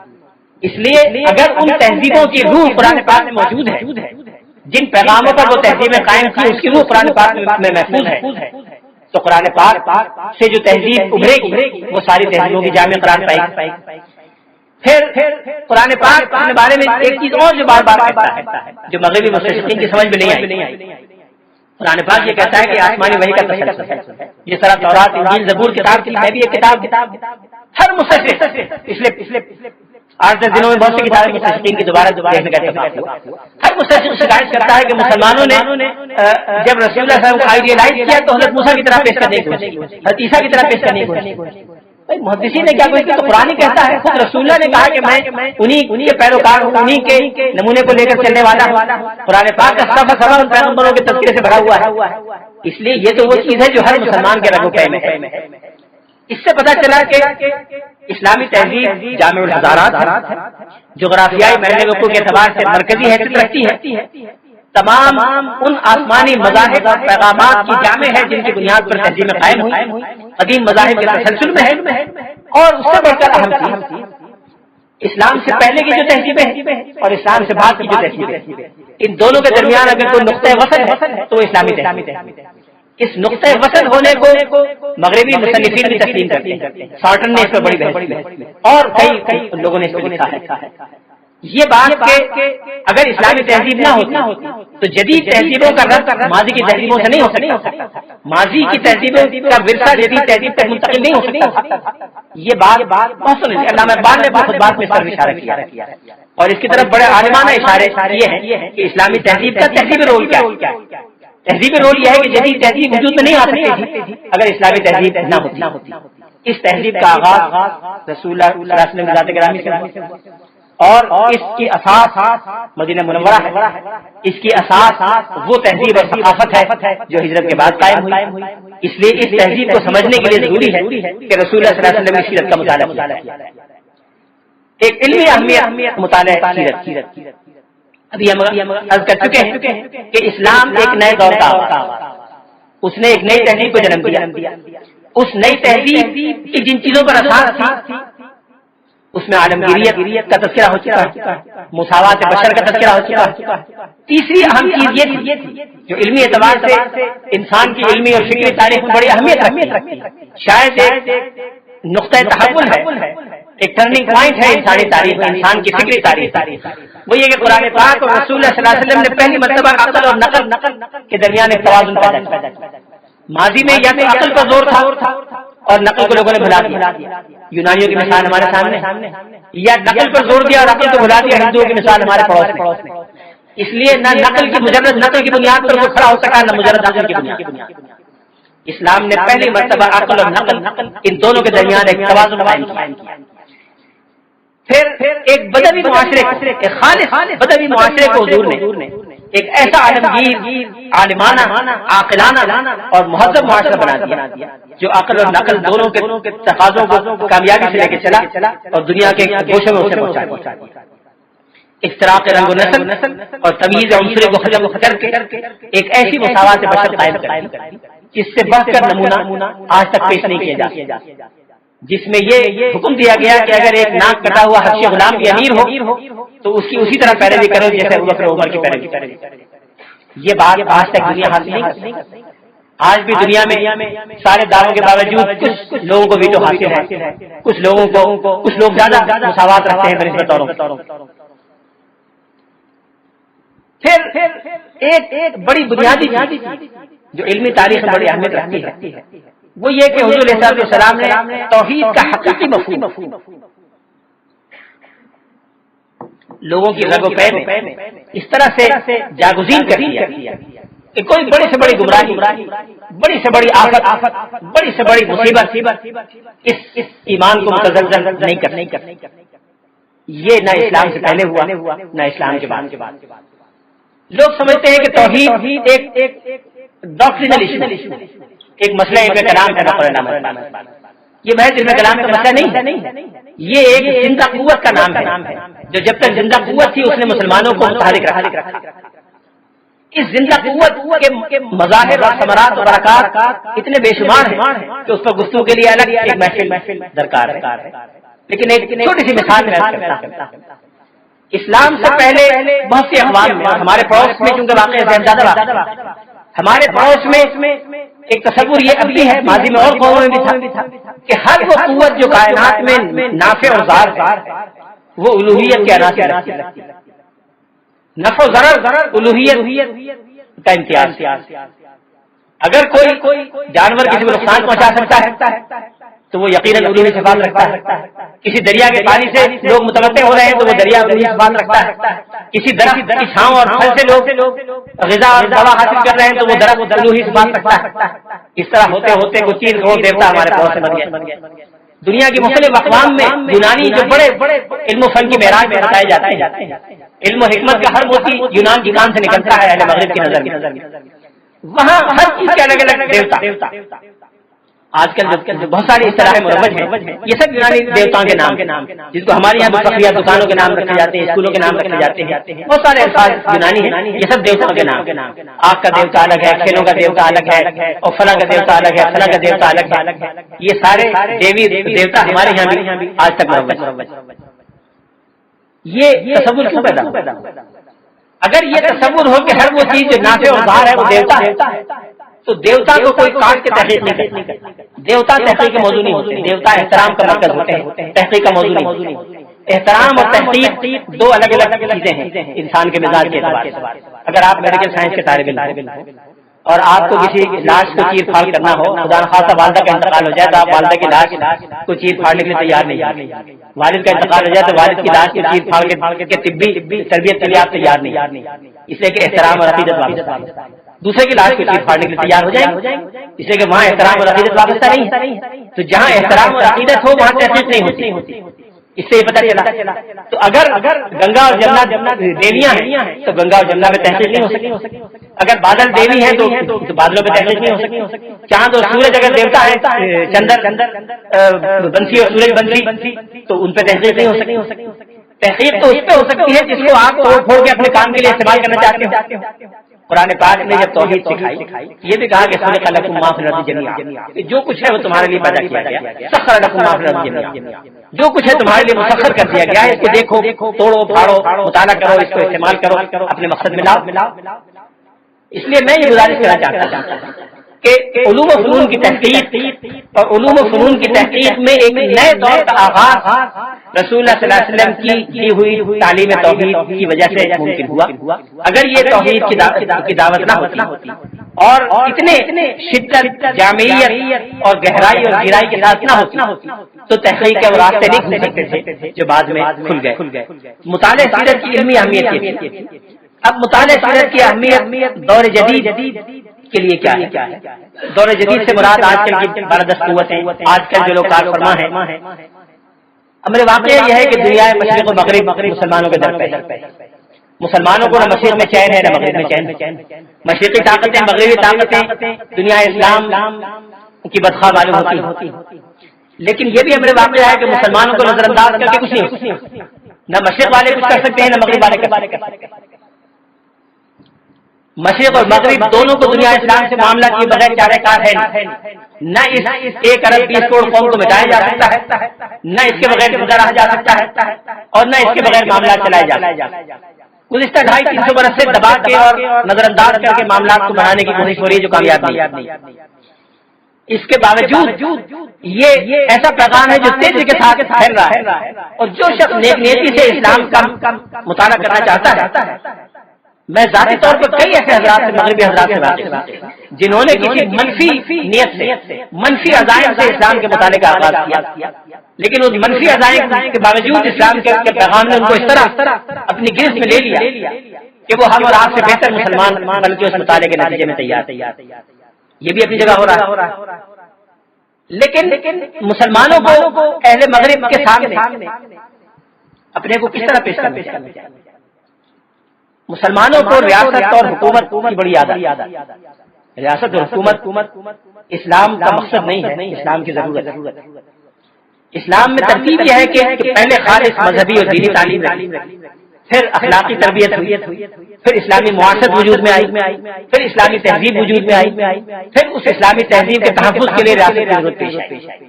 آج مسلمان ریاست شروع کرنا چاہتے ہیں جبکہ اسلامی تہذیب مرجھا چکی، اسلامی معاشرت کمزور پڑ چکی، اسلامی اخلاق نہ ہونے کے برابر، لوگوں کی دین و مذہب سے وابستگی صرف جذبات تک رہ گئی. جب مسلمان آغاز کرنا چاہتے ہیں انتہا سے تو مسلمانوں کے لیے بھی مسائل پیدا ہوتے ہیں، دوسروں کے لیے بھی اس کو حل کرنا مشکل ہوتا ہے. پھر جو مسلمانوں کا ملی ضمیر اور اجتماعی خمیر ہے اس کی بنیاد مذہب ہے. چاہے کوئی ظاہر میں کتنا ہی سیکولر معلوم ہو، لامذہب معلوم ہو، لیکن اس کا ضمیر اور خمیر مذہب کی اساس سے اٹھائے. کبھی نہ کبھی مذہبی اساس اس کے سامنے آتی ہے اور اس کا مظاہرہ ہوتا ہے. اس لیے مغرب اور مشرق کی طاقتوں کے لیے ناگزیر ہے کہ دنیا اسلام کے مزاج اور ضمیر اور خمیر کو سمجھنے کے لیے اساس کا مطالعہ کرے. اساس اور بنیاد قرآن مجید، سنت اور سیرت، یہ 3 چیزیں. اس اساس کا مطالعہ کیے بغیر مسلمانوں سے کوئی معاملہ ان کے لیے کرنا ممکن نہیں. یہ بات خوشی کی ہے کہ مغرب میں سیرت کا مطالعہ سنجیدگی سے ہو رہا ہے. پرانے تعصبات اس پر آگے میں بات ہوگی. پرانے تعصبات ایک کر کے ختم ہو رہے ہیں یا کم از کم کمزور پڑ رہے ہیں. کچھ لوگوں کو یہ احساس ہو گیا کہ پرانے تعصبات کو علمی اعتبار سے سسٹین نہیں کیا جا سکتا، اس لیے زیادہ حقیقی اور زیادہ بہتر مطالعے کی طرف وہ آ رہے ہیں. آخری بات مطالعہ سیرت ایک روحانی ضرورت. روحانیات میں بنیادی سوال ہر مذہب میں یہ رہا ہے کہ جز کل کی طرف لوٹنا چاہتا ہے. فرد اپنے خالق اور مالک کی طرف رجحان رکھتا ہے، اس سے ملنا چاہتا ہے. جس کو آپ وصال کے لفظ سے یاد کریں، لقاء کے لفظ سے یاد کریں، من احب لقاء اللہ احب اللہ لقاءہ. لیکن یہ جز کا کل کی طرف لوٹنا، اس کی شکل کیا ہو؟ اس کی بنیادی شکل تو ذات باری سے تعلق اور محبت ہے. یہی روحانی شخصیات کا ہدف رہا کہ انسانوں کے دلوں میں ذات باری سے محبت اور تعلق کی بنیاد کو مضبوط بنائیں. جو جتنا زیادہ مضبوط بنا سکا اتنا زیادہ روحانی معاشرہ قائم کر سکا. بہت سے فلسفے اور نظریے اسی بنیاد پر سامنے آئے کہ ذات باری کے لیے محبت اور تعلق کی اساس کو کیسے گہرا کیا جائے. دنیا کے مختلف مذاہب واسطوں کی تلاش میں رہے، مذاہب کی تلاش میں رہے. کوئی بتوں کے ذریعے پہنچنا چاہتا تھا، کوئی صفات کے ذریعے پہنچنا چاہتا تھا، کوئی کسی اور ذریعے پہنچنا چاہتا تھا. لیکن یہ بات کہ ذات باری سے محبت کا ایک مظہر ہے وہ ذات رسالت مال سے محبت ہے. قل ان کنتم تحبون اللہ فاتبعونی. حضور کا اتباع، ذات رسالت مال کا اتباع ذات باری سے محبت کا واحد طریقہ اور واحد ثبوت ہے. یہ ایک ایسی کنجی ہے جو قرآن پاک نے روحانی کامیابی کے لیے دی ہے اور جو سیرت کے مطالعے کو انسانوں کے لیے ناگزیر کرتی ہے. میں اپنی گفتگو ختم کرتا ہوں. یہ مختصر اشارات تھے سیرت کے مطالعے کی اہمیت اور ضرورت. کل انشاءاللہ گفتگو ہوگی علم سیرت کے ایک عمومی تعارف میں کئی چیزیں آج بھی آ گئی، لیکن سیرت اتنا بڑا وسیع میدان ہے کہ اس سے زیادہ بھرپور تعارف کی ضرورت ہے۔ کل کی گفتگو سے اندازہ ہوگا کہ سیرت کا اسپیکٹرم یا کینوس کتنا وسیع ہے۔ جو میں نے کہا کہ لینڈ اسکیپ ہے پورا، تو وہ لینڈ اسکیپ میں آپ کے سامنے رکھنے کی کوشش کروں گا۔ وآخر دعوانا الحمدللہ۔ اتنا ہوتی تو تحقیق کے وہ راستے نہیں کھل سکتے تھے جو بعد میں کھل گئے۔ مطالعہ سیرت کی علمی اہمیت یہ تھی۔ اب مطالعہ سیرت کی اہمیت دور جدید کے لیے کیا ہے؟ دور جدید سے مراد آج کل کی باردست قوتیں، آج کل جو لوگ کار فرما ہیں۔ امر واقعہ یہ ہے کہ دنیا مشرق و مغرب مسلمانوں کے در پہ، مسلمانوں کو نہ مشرق میں چین ہے نہ مغرب میں چین۔ مشرقی طاقتیں، مغربی طاقتیں دنیا اسلام کی بدخواہ معلوم ہوتی، لیکن یہ بھی امر واقعہ ہے کہ مسلمانوں کو نظر انداز کر کے کچھ نہیں، نہ مشرق والے کچھ کر سکتے ہیں نہ مغرب والے کر سکتے ہیں۔ مشرق اور مغرب دونوں کو دنیا اسلام سے معاملہ کیے بغیر چارہ کار ہے، نہ اس 1 ارب 20 کروڑ قوم کو مٹایا جا سکتا ہے، نہ اس کے بغیر گزارا جا سکتا ہے، اور نہ اس کے بغیر معاملات چلائے جا سکتے ہیں۔ گزشتہ 250-300 برس سے دبا کے اور نظر انداز کر کے معاملات کو بڑھانے کی کوشش ہو رہی ہے جو کامیاب نہیں۔ اس کے باوجود یہ ایسا پیغام ہے جو تیزی کے ساتھ پھیل رہا ہے، اور جو شخص نیک نیتی سے اسلام کا مطالعہ کرنا چاہتا ہے، میں ذاتی طور پر کئی ایسے حضرات سے، مغربی حضرات سے واقف ہوں جنہوں نے کسی منفی نیت سے، منفی عزائم سے اسلام کے مطالعے کا آغاز کیا، لیکن اس منفی عزائم کے باوجود اسلام کے پیغام نے ان کو اس طرح اپنی گرفت میں لے لیا کہ وہ ہم اور آپ سے بہتر مسلمان بلکہ اس مطالعے کے نتیجے میں تیار۔ یہ بھی اپنی جگہ ہو رہا ہے، لیکن مسلمانوں کو اہل مغرب کے سامنے اپنے کو کس طرح پیش کرنا چاہیے؟ مسلمانوں کو ریاست اور حکومت کی بڑی عادت، ریاست اور حکومت اسلام کا مقصد نہیں ہے، اسلام کی ضرورت ہے۔ اسلام میں ترتیب یہ ہے کہ پہلے خالص مذہبی اور دینی تعلیم رہی، پھر اخلاقی تربیت ہوئی، پھر اسلامی معاشرت وجود میں آئی، پھر اسلامی تہذیب وجود میں آئی، پھر اس اسلامی تہذیب کے تحفظ کے لیے ریاست کی ضرورت پیش آئی۔ آج مسلمان ریاست شروع کرنا چاہتے ہیں، جبکہ اسلامی تہذیب مرجھا چکی، اسلامی معاشرت کمزور پڑ چکی، اسلامی اخلاق نہ ہونے کے برابر، لوگوں کی دین و مذہب سے وابستگی صرف جذبات تک رہ گئی۔ جب مسلمان آغاز کرنا چاہتے ہیں انتہا سے، تو مسلمانوں کے لیے بھی مسائل پیدا ہوتے ہیں، دوسروں کے لیے بھی اس کو حل کرنا مشکل ہوتا ہے۔ پھر جو مسلمانوں کا ملی ضمیر اور اجتماعی خمیر ہے، اس کی بنیاد مذہب، چاہے کوئی ظاہر میں کتنا ہی سیکولر معلوم ہو، لامذہب معلوم ہو، لیکن اس کا ضمیر اور خمیر مذہب کی اساس سے اٹھائے، کبھی نہ کبھی مذہبی اساس اس کے سامنے آتی ہے اور اس کا مظاہرہ ہوتا ہے۔ اس لیے مغرب اور مشرق کی طاقتوں کے لیے ناگزیر ہے کہ دنیا اسلام کے مزاج اور ضمیر اور خمیر کو سمجھنے کے لیے اساس کا مطالعہ کرے۔ اساس اور بنیاد قرآن مجید، سنت اور سیرت، یہ 3 چیزیں۔ اس اساس کا مطالعہ کیے بغیر مسلمانوں سے کوئی معاملہ ان کے لیے کرنا ممکن نہیں۔ اور یہ بات خوشی کی ہے کہ مغرب میں سیرت کا مطالعہ سنجیدگی سے ہو رہا ہے۔ پرانے تعصبات اس پر آگے میں بات ہوگی، پرانے تعصبات ایک ایک کر کے ختم ہو رہے ہیں یا کم از کم کمزور پڑ رہے ہیں۔